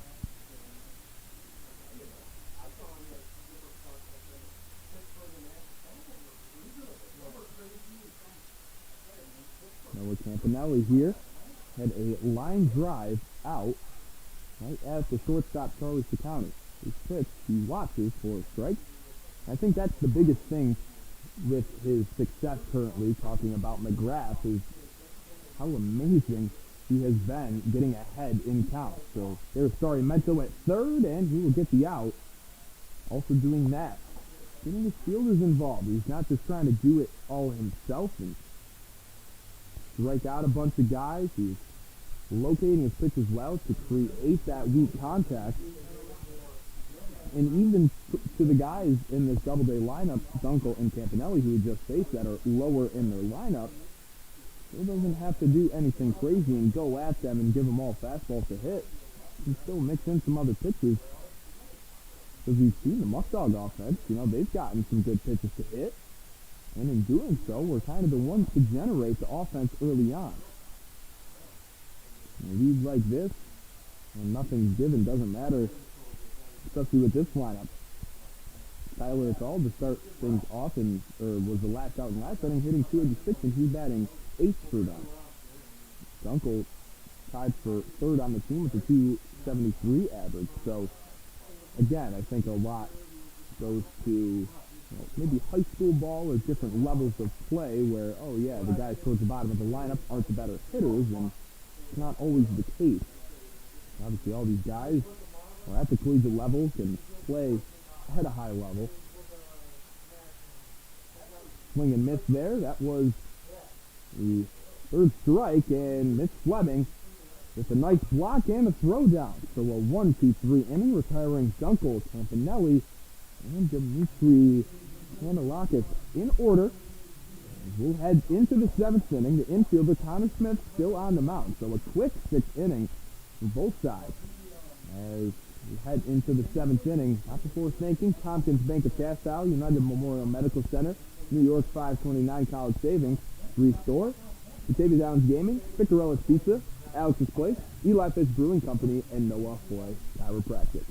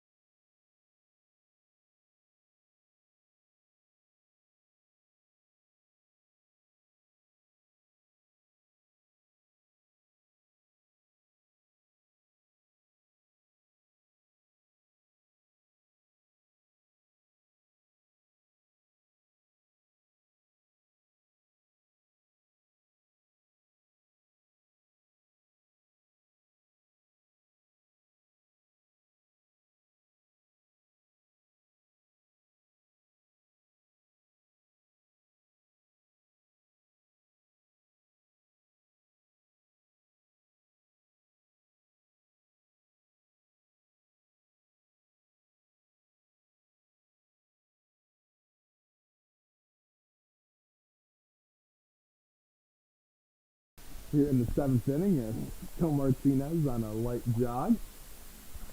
First pitch, swinging, Abner Benitez. And that one will be caught by the right fielder, Kelvin Cortez. And was hit hard, just didn't really travel, as now the wind's kind of going out towards left center field. Mento, after a RBI single in his last at-bat. See what he can do against the Sidewinder, as there's another hit for Mento. And even though he struggled out of the gates, I believe he was 0 for his first 19, really starting to show the type of hitter that he is, and that, they expected him to be when he first reported to Batavia. Multi-hit game for Mento, and it's going to make Martinez and assistant coach Tony Brewington kind of rethink some of their decisions at third base, with Reinhardt, hitting fairly well, but still, if Mento is going to come in, just had 2 at-bats today and had 2 singles, Might be a tougher decision for them and not just pencil in Reinhardt, or when Reinhardt needs an off day, Ethan Frasca.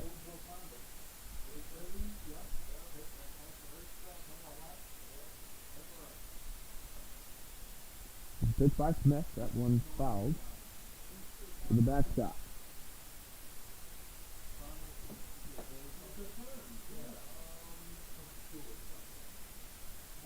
10-0 is still your score.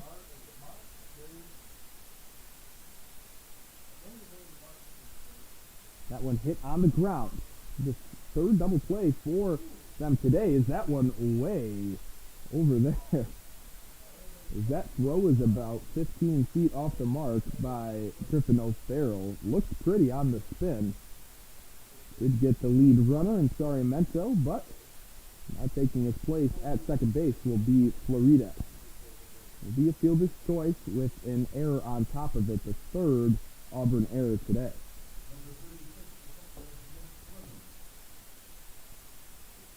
Guy that I talked about last inning, Mitch Fleming, the great J. Now there's a man on second base and two down. They get 2 runs this inning. They could call it a ball game.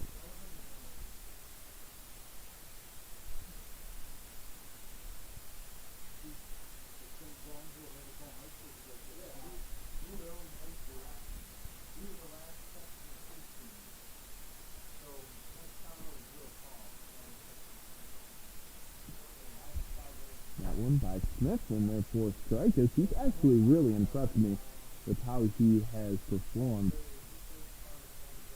on the mound so far. Not a pitcher. They said that they've seen him in right field as well as second base, but never on the mound this year. It looks like he belongs there as like a sidearm reliever. They have to rethink. Ben Julia might rethink how they're going to utilize him from here on out.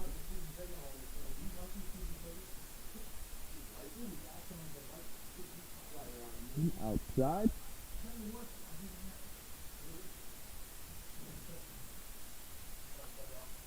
It's Fleming. So 1-2 count. Trying to get his 3rd hit of the ball game. Here's the pitch. Swung on. It's foul. So staying alive, Fleming in the box. Here in Auburn, the only time that these two teams will face each other all season long.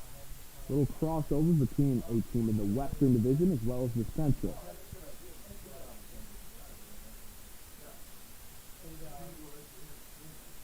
That pitch was hung over the middle of the plate, and eyes definitely got pretty big there with Fleming and couldn't wait on it. That one was fouled off near the clubhouse for Auburn down the left field line.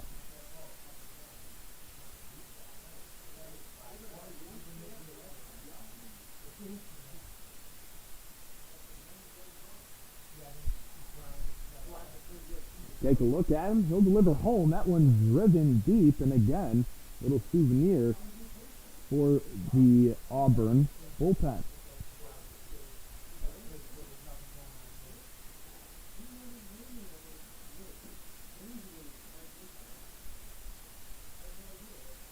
Beautiful night here in Auburn. It could be 7 o'clock, so 2 hours. And this one is Mitch Fleming working the AB. And he was down 1-2, fouled off some pitches. Now it's 2-2.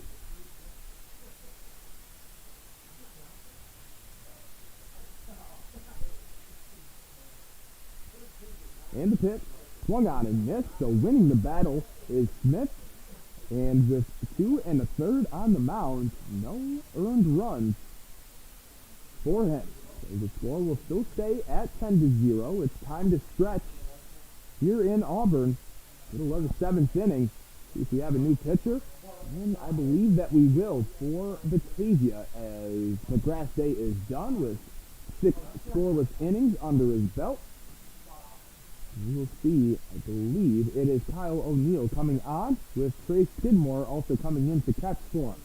We'll be back as Kyle O'Neill from Felician University will be the one on the mound in the bottom half of the 7th inning.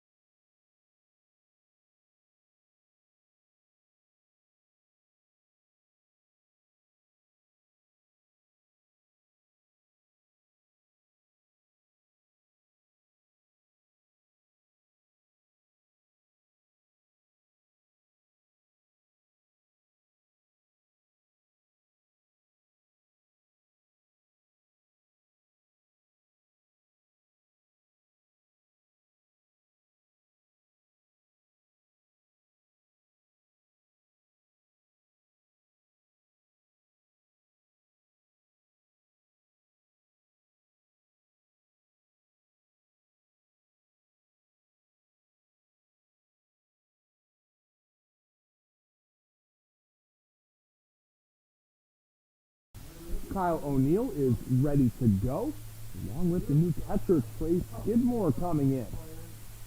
Near the bottom of the 7th inning. They're trying to get back in the win column here. The score stays the same way. They would be at 10 and 12.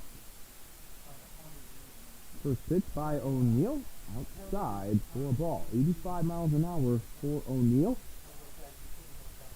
Touching 90 two times today was that from McGrath.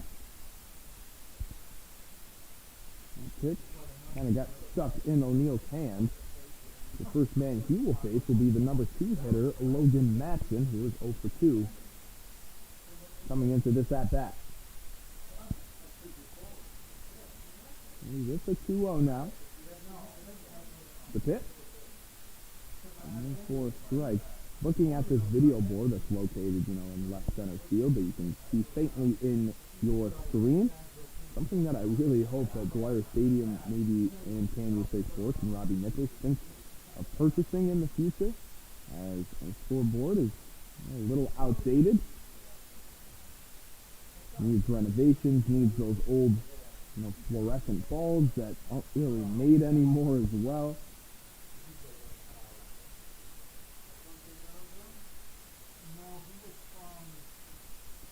Pitch by O'Neill, that one downstairs, so a leadoff walk.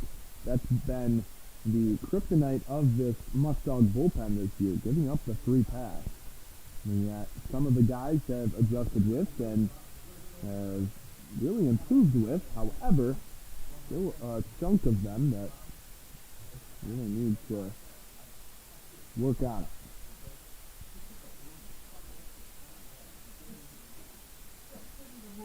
In there for a strike to the number 3 hitter in the Auburn lineup, Griffin O'Farrell.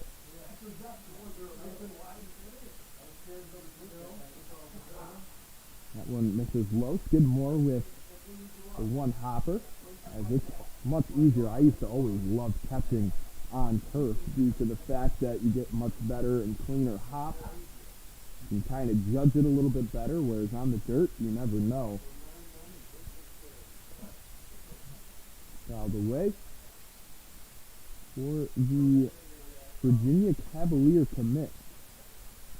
He's 0 for 2 today, struck out, and ended the fourth inning with a fielder's choice at second base. Fourth out. That one 1-2, runs way inside, getting out of the way, thankfully, was O'Farrell.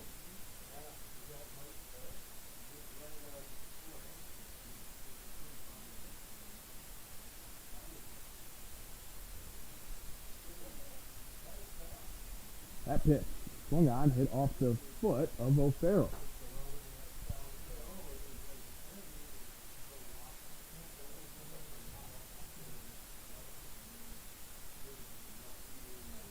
Getting ready now. O'Farrell seems to be okay. Ready for more baseball. 2-2 count. Nobody out. One man on here in the bottom of the seventh inning. That pitch runs way in. That ball, I'm not too sure if that was a two-seam or what, but that ball was dancing by O'Neal. Back-to-back walk for O'Neal. This is what I'm talking about. You want to limit this as you're already up 10-0.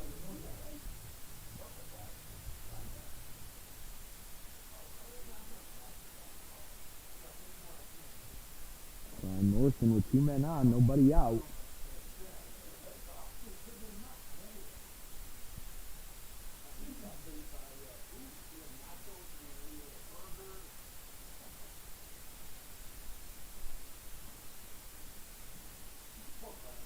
That one in there for strikes, and that's the rebound by O'Neal right there.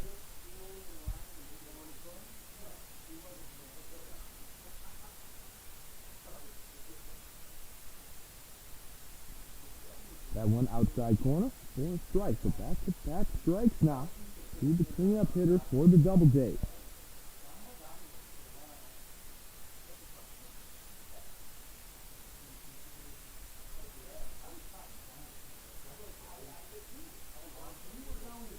That one way outside. That's going to get to the backstop on an 0-2 pitch. He kind of yanks that one. It's runners in scoring position. So 1-2 count.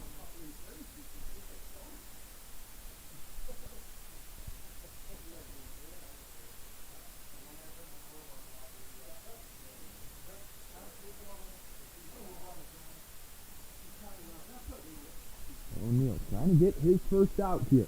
Muckdogs still holding Auburn scoreless. One misses as well. 2-2 now.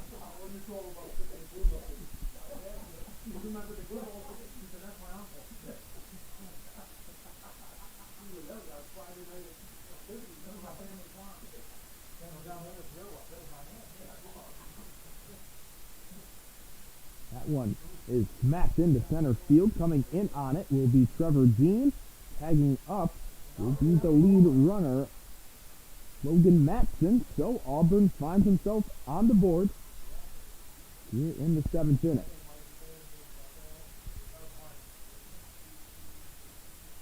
Good job by Norton to just put the ball in play.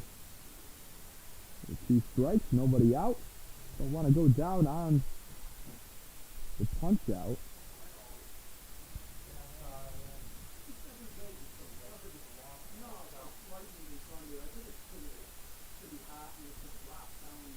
That one just missed the outside corner to number 5 hitter Matt Livingston. Did have a double today, so he is responsible for one of the 2 Auburn hits today.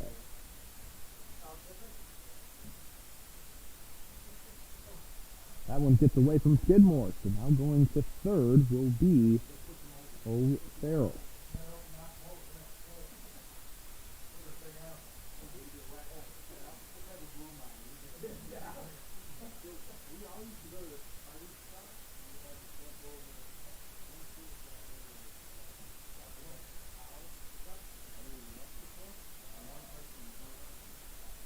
No.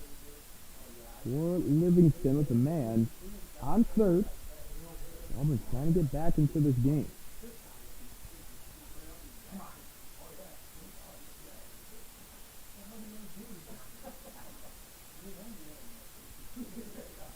gets away. Coming home now will be O'Farrell. He tries to flip it, and now 2 runs on the board for the Doubledays.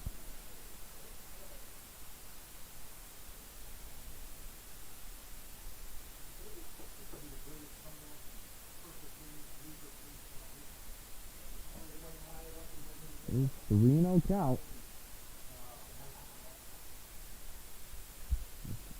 It's 1 out now. O'Neal.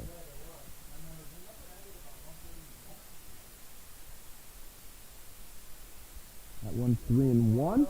Once hit into play, that one is going to not. Oh, and Abner Benitez had it, and they're going to say that that is a hit. He had it for a second, and then on the slide, the ball popped out.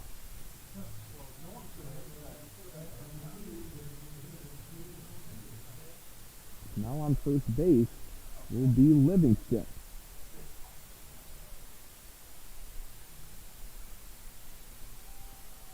And the shot's turn now from St. Bonaventure, today's DH.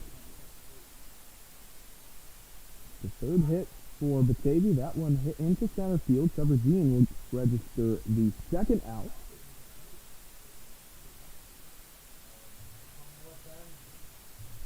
So 2 down.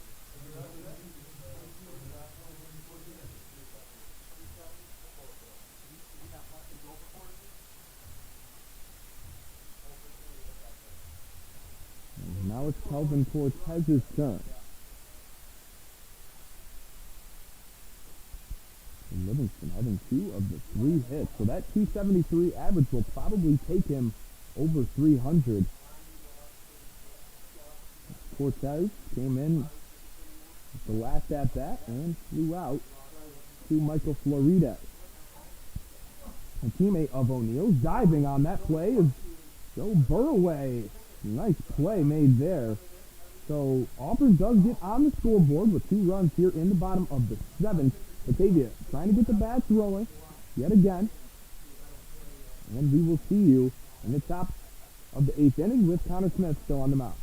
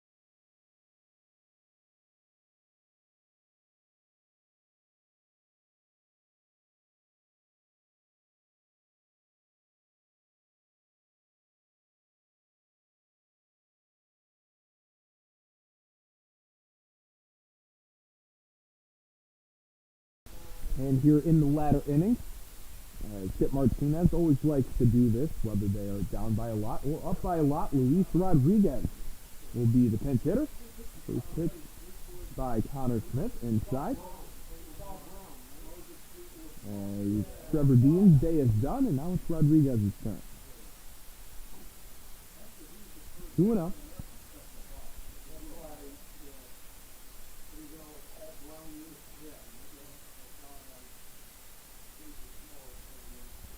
And also misses, so 3-0 count to the leadoff hitter for the Dogs here in the top of the 8th inning. Batavia with 10 runs on 14 hits.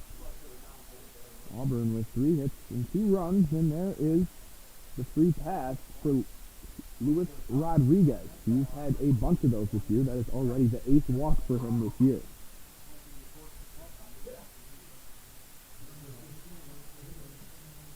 Sam Connolly still up, and Caden Walton will be coming up next for Charlie County.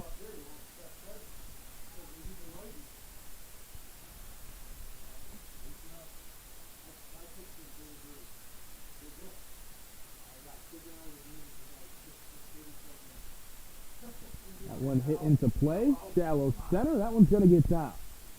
So hit number 15 for the Dogs comes from Cam Connolly, his first of the day.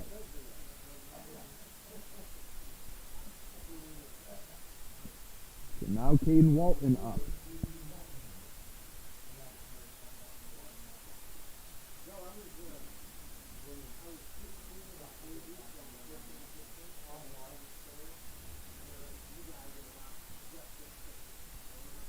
Walton's first pitch, inside for a ball. Walton, another guy that's still trying to get things going. Had a hot start that kind of fumed out over this past week or so. And in there for a strike. And if you look off to the right side, there's still probably about 15 Muckdog fans here in attendance, which is pretty awesome to see. Fouled away, 1-2.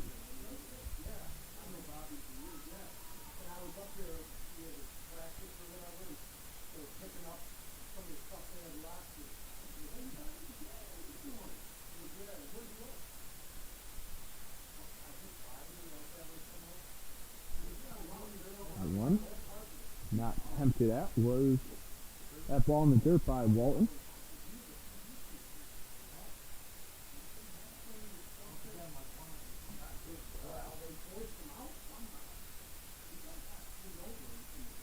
That one hit on the ground, trying to tag Rodriguez for one. They're going to say that he is safe at third. They're saying Rodriguez is okay, and now coming on will be head coach Ben Julian coming out there. He is very upset, saying that he was on the infield grass. Now they're saying that he was in the brown turf instead of the green turf. Julian very frustrated in a game that, 10-2 doesn't really need to be that frustrated in.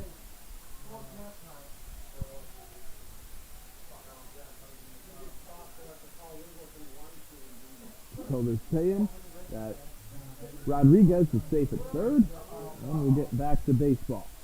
Oh, and nope.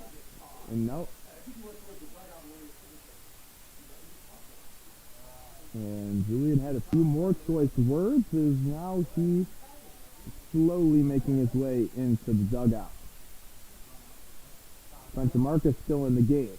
Kind of pad those stats a little bit. Now he will be over 400 after today.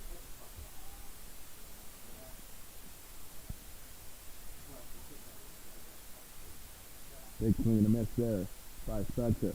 1-1. Jerry Reinhardt still up next.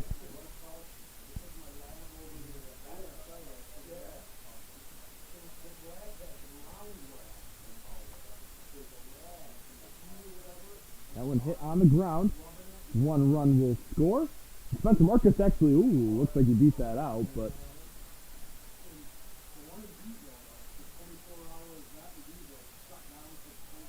so 11-2 is the score. Jerry Reinhardt's turn.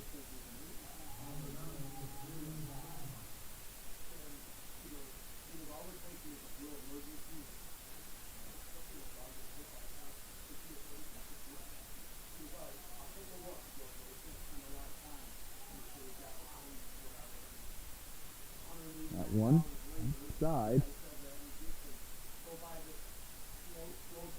So 2 out. Man on third.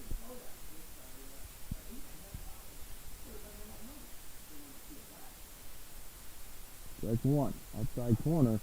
Reinhardt trying to knock in Connolly at third.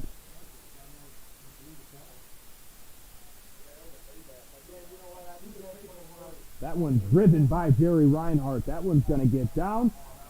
That makes it a 12-2 game. Jerry Reinhardt, he's going to come around and go to third. Reinhardt with a whole lot of speed. The throw not in time. Jerry Reinhardt with a RBI triple to make it a 12-2 game. And Ben Julian is very upset now that the run would later score due to that error. Even though the game is obviously very out of reach, the preface of him missing the call.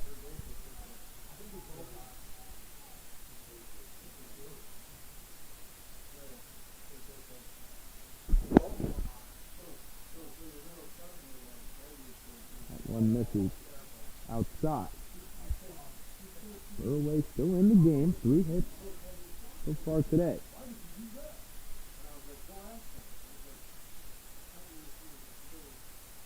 Fouled away. 1-1.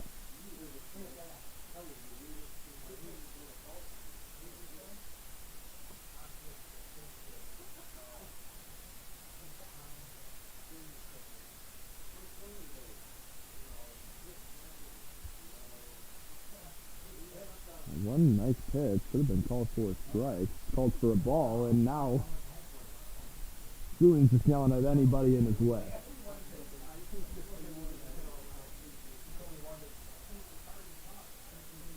That one inside. Ball 3.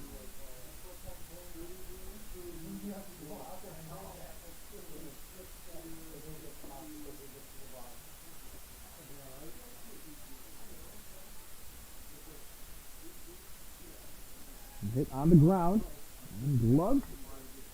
Nice play made by the first baseman, Norton, right there. So Batavia adds on 2 more, makes it 12-2 after the questionable play at third. Whether Luis Rodriguez was out of the baseline turns into 2 runs for Batavia. So up 12-2, we'll head into the bottom half of the 8th inning. New pitcher coming into the game, Kyle Kohlhofer for Batavia.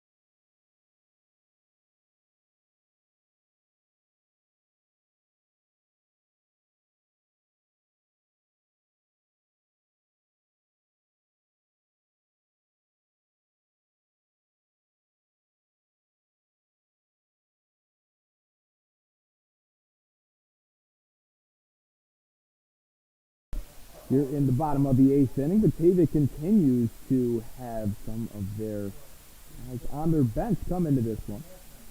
By Atal to up first here against Kyle Kohlhofer. Kohlhofer from Fayetteville Technical Community, from Community College. One fouled away.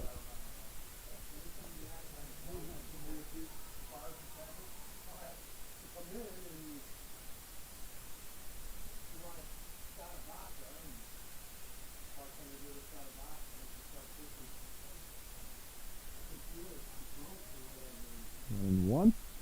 The number 8 hitter in the Doubleday lineup.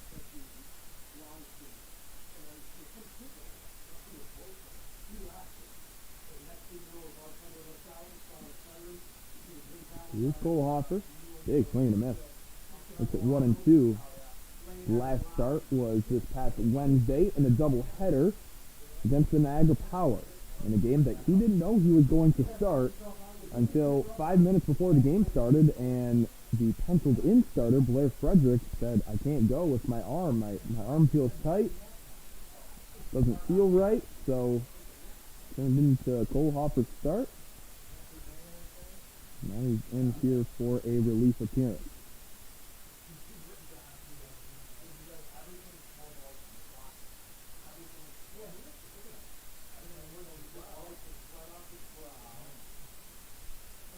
And full count now to the first man Cole Hoffer has faced.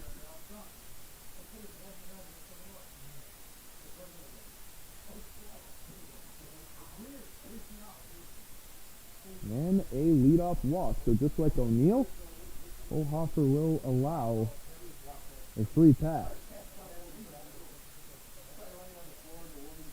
Carson Dunkel now.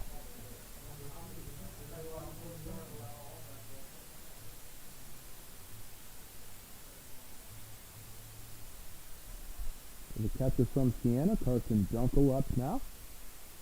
0 for 2 so far today. 2 ground outs.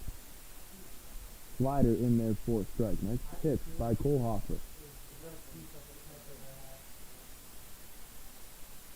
So Batavia, after allowing 19 hits against the Pios yesterday and 14 runs, they respond against the Doubledays with 12 runs of their own and 16 hits.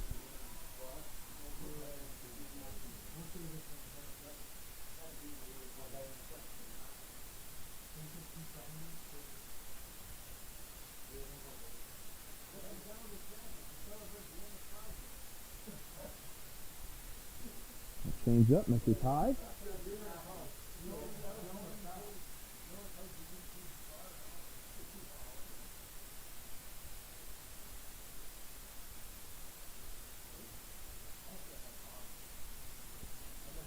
That one missed as well. So 2-2.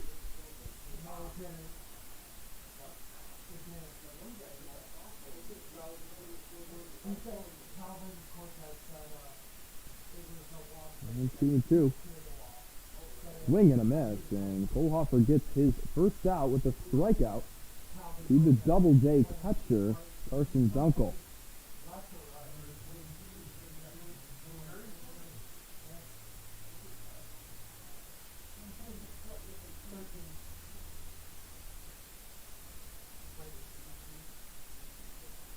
One little kickoff move. With Campanelli now. That one swung on and hit out towards center field, taking back after it. Will be the new center fielder, Luis Rodriguez. Get the second out. He's still on first base.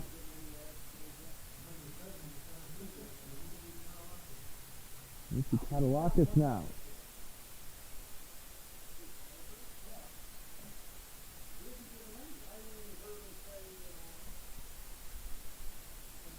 So the leadoff man, 1 for 3 with 2 strikeouts.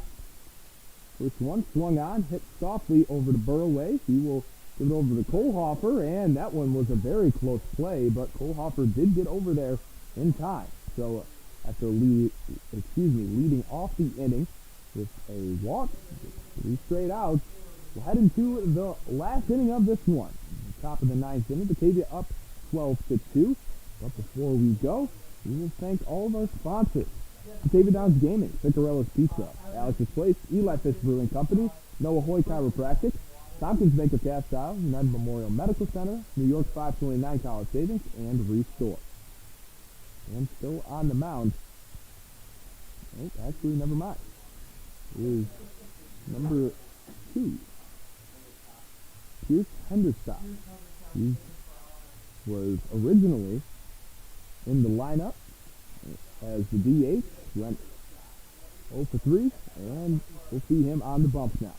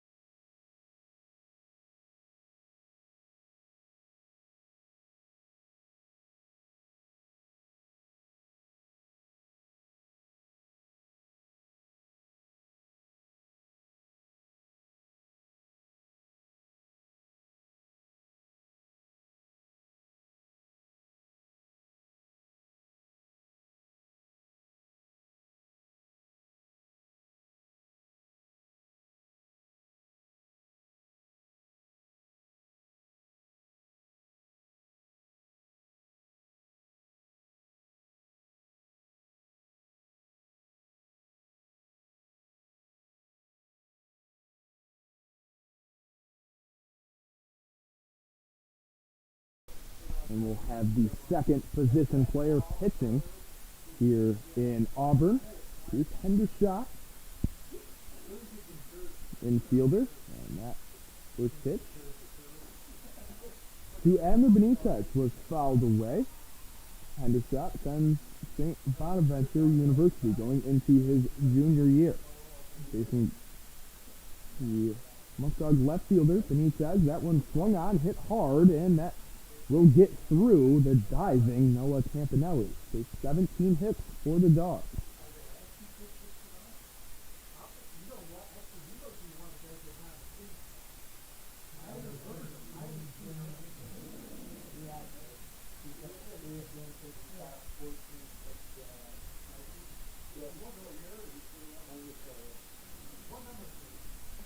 Sarmiento 2 for 2 so far today after relieving Ethan Frasca.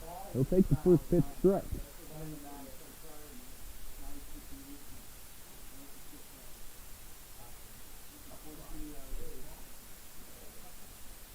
And Mr. Dunn, you are very right. We do need a scoreboard just like Auburn's. That would be a great addition, especially if Mr. Nichols wants to invest and stay in Batavia for a long time. I'd say that's probably towards the top of the list of things to do in the near future. Sarmiento now in a 3-0 count with Benitez on first base. That one in there for a strike.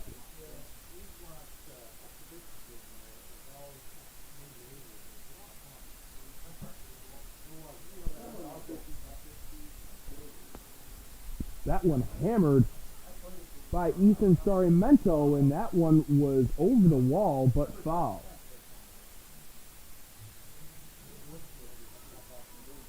And that would have been a great feeling for him. He's been starting to trend in the right direction.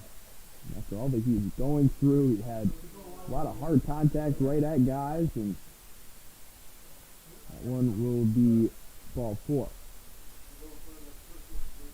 I think the reason why he has been performing so well, he's actually using my old wooden bat, so I'll take a little bit of credit for that.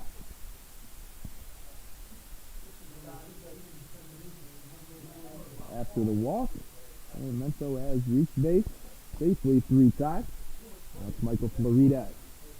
Florides' first pitch, swinging. That one hit over to second, and ooh, that one got away. So a nice play made by O'Farrell, but will be safe at second base. The base is loaded. That will be the 4th error of the day for Auburn, I believe. We're going to give it the hit. This is our loaded, and here is Trey Skidmore. First at-bat that we've seen him have.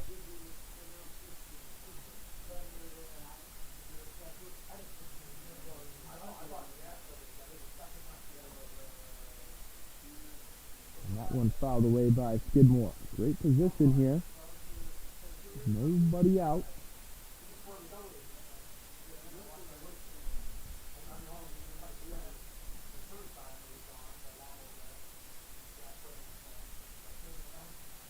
Oh, and 2 outside.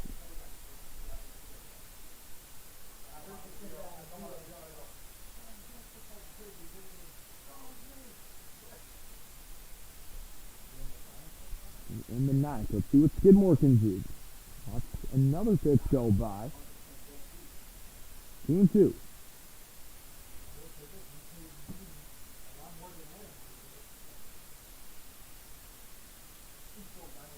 The 2-2.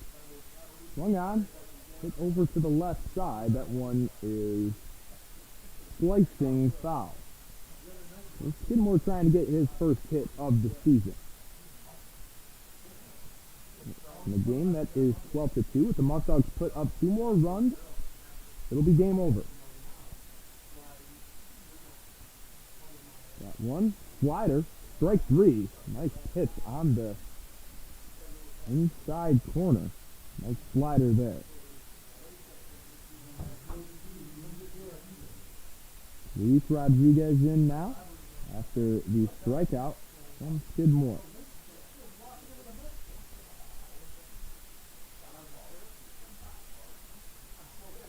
Slider outside. The ball one. Rodriguez was walked in his first trip here tonight. Started off the 8th inning actually.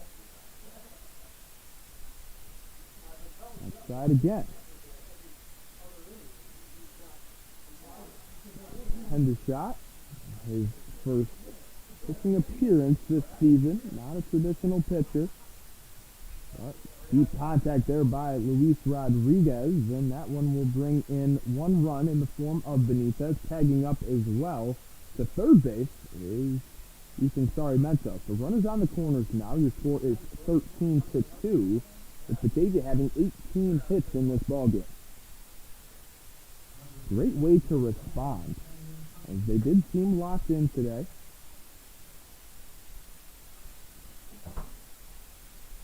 Cam Connolly again has 2 hits to his credit with 2 scored runs. Pitch in there for strike.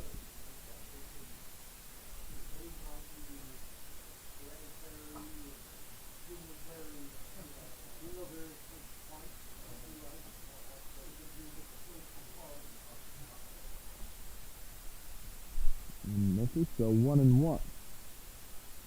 Been a lot to keep track of in my book today. Is the next article that I write is definitely going to be a whole lot of looking back at some stats. 2-1. 2 men on, 2 outs here in the top of the 9th. That one also put into play. Into shallow center. That one's also going to drop. So that makes it 14-2. 19 hits. That ties yesterday's total.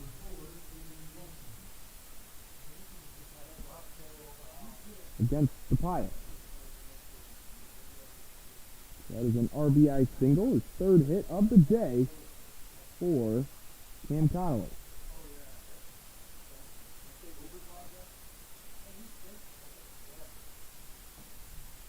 That one swung on and a line drive hit over to third. Nice piece right there. Logan Matson will snag it. So the score is 14-2. Last up here for the Doubledays, as they need to score 12 runs to at least send it into extra innings here. We're heading into the bottom of the 9th inning. We'll see Kyle Kohlhofer back on the bump. Just needs 3 more outs to get out of this one, as Muckdogs with a win here would go to 10-12 on the year, and Joey Martinez winning a nice little friendly game against his assistant coach, Ben Julian.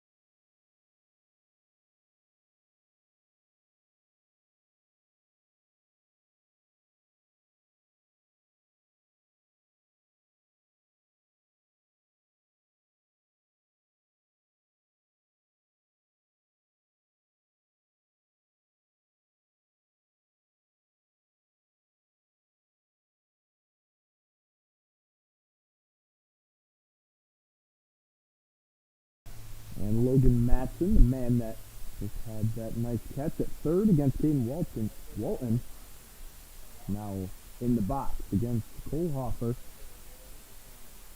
allowed one base runner back in the 8th inning.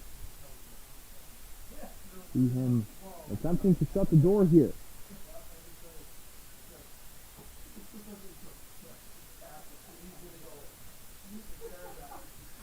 And misses as well. So 2-0. And Cole Hoffer will have Logan Matson, the number 2 hitter, Griffin O'Farrell, and Brian Norton, the first 3 batters for the Doubledays. That one high and inside for ball 3.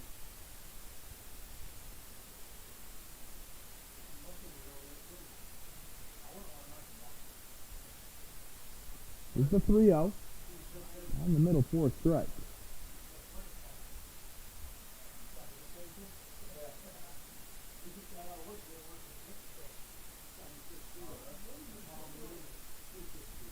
A 3-1 hit down the line, and that one is a foul ball. That, geez. And yeah, we're gonna see Julian probably get tossed here. He might lose it.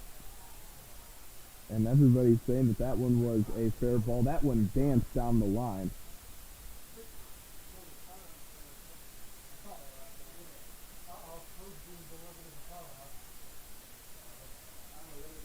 I was expecting him to be a little bit more upset there.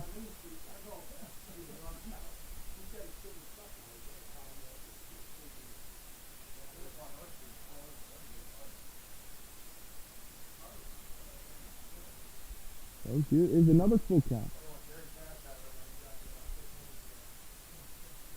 We'll try it again.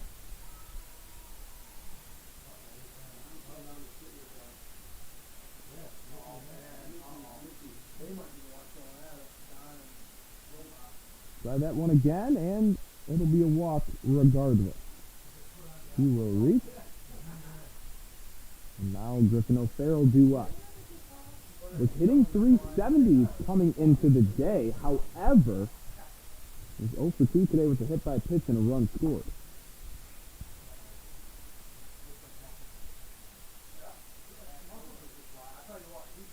One. The ball low.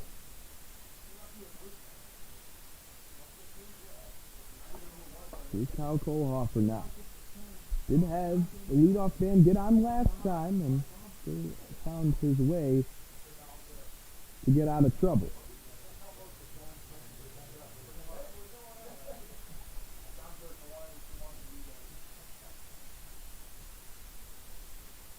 Kohlhofer, that one misses high as well. So again, just trying to locate a little bit too much here. You just find the zone again, and even if you give him pitches to hit, that's okay. Instead, it will be a walk. Back-to-back walks now.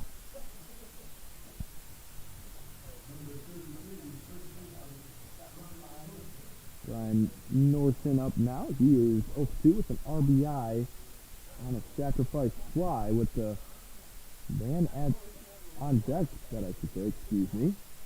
Matt Livingston has had himself a day. 2 of the very few hits, and that one almost timed perfectly by Floridas. And flipping the ball back to himself will be Benitez, and there is an RBI single for the cleanup hitter Norton. So 14-3.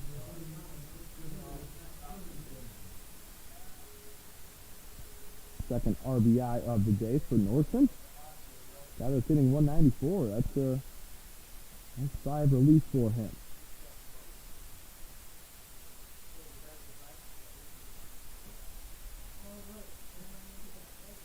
In college, let's see it. Big swing and a miss by Livingston. 4 hits on the day, 2 of them off the bat of Livingston.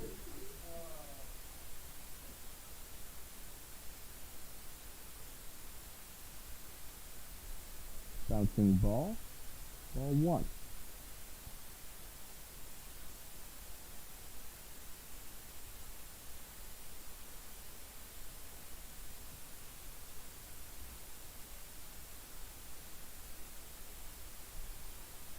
Two and 1.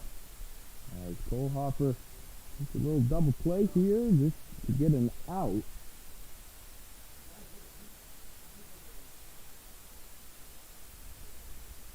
The pitch in the dirt.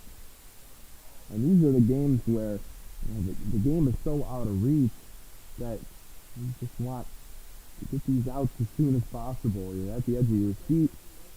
You know what the probable outcome is. You feel like the time is slowly ticking away.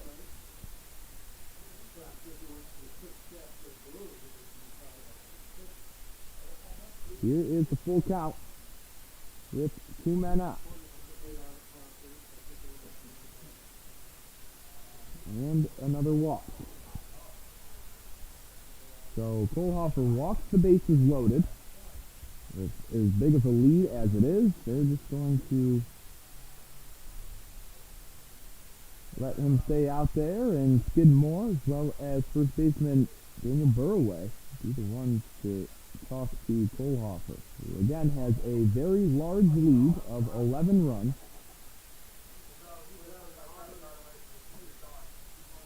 Has a force at any base, and now it looks like Nate Novia, just in case of an emergency, if Kohlhofer really just can't go any longer, we'll have him warm up as well. Here's the pitcher. Here's Hendershot. Could allow 2 runs in the last inning. First pitch to him, swinging but foul.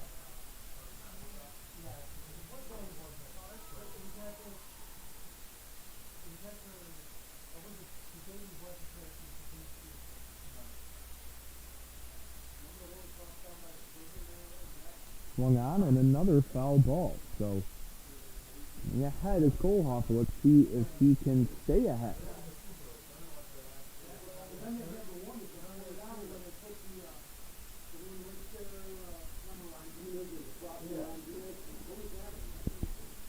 The pitch, swung on, hit foul again. So 3 straight foul balls from Hendershot.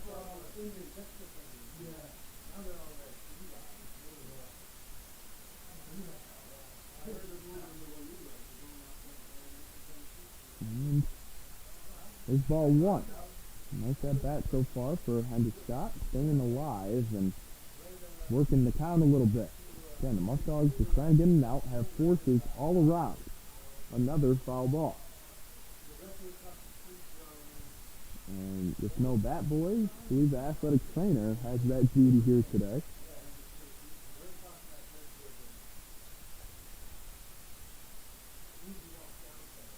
Getting set and coming home. That one hit into the right center gap. Not being able to get there was Luis Rodriguez, and that gets over his head. 1 run will score, 2 runs will score, 3 runs will score. They finally are getting the ball in. And the pitcher in Hendershot with the bases clearing triple.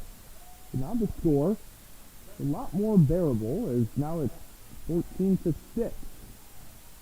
Same score that the score was against the Elmira Pioneers last night.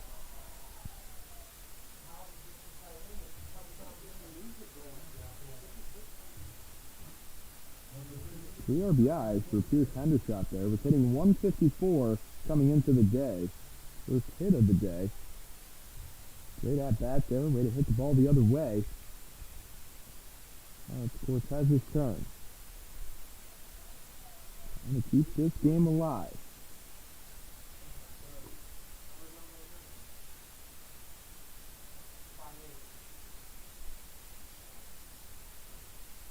And hit. And fielded foul. 4 runs so far for Auburn here in the 9th. So looking for the first out is Kohlhofer.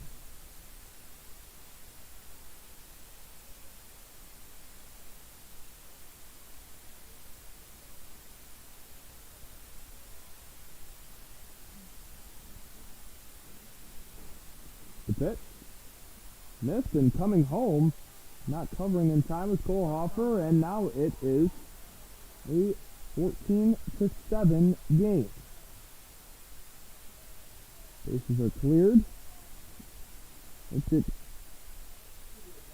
5 runs this inning alone for the Doubledays.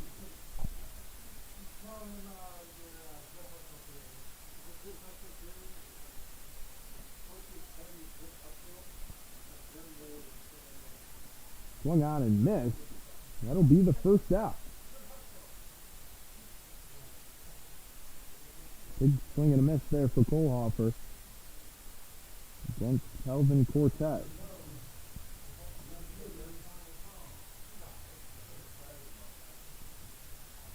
Tyler Attell now.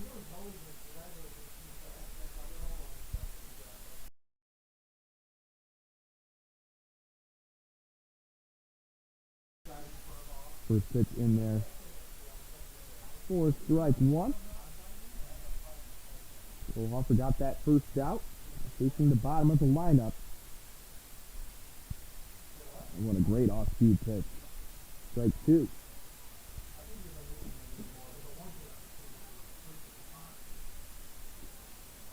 This game now 2 hours and 30 minutes.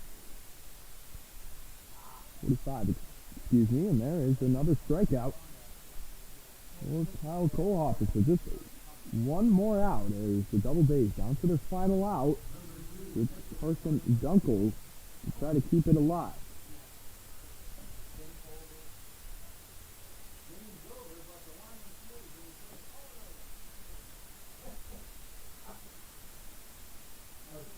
Slider inside. 67-mile-an-hour curveball. 12-6 curve. That pitch swung on and yanked, but hooked foul.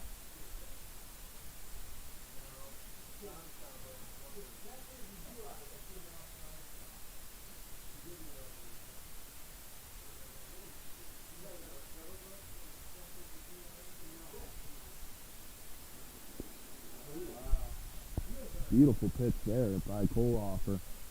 Completely throws the catcher Dunkel. Now just one more strike for the Muckdogs to win this one by a touchdown. The pitch, outside. So Auburn has scored 7 runs on just 5 hits. I don't know how that just caught my attention. That one in there for strike 3. That's going to be the ball game. And your Batavia Muckdogs get back in the win column after a 2-game losing skid. Win this one by a large margin, 14-7 coming into this last inning. It was 14-2. With this win, Batavia now increases the record to 10-12 on the year, putting them in a great situation going into tomorrow against the Power to just be 1 game away from 500 and to get back into 3rd place in the standings. Was the first time that the Muckdogs and the last time will face Auburn Doubledays this year here at Falcon Park. The two coaches that been great friends, Ben Julian and Joe Martinez, shake hands. All the coaches get together, and it was a fun one here on a Sunday night in Auburn, New York. We'll be back tomorrow on YouTube Live with more Batavia Muckdog action, as it'll be a 7:05 start against the Niagara Power at Dwyer Stadium. Until then, signing off, I'm Griffin Della Penna. Have a great night.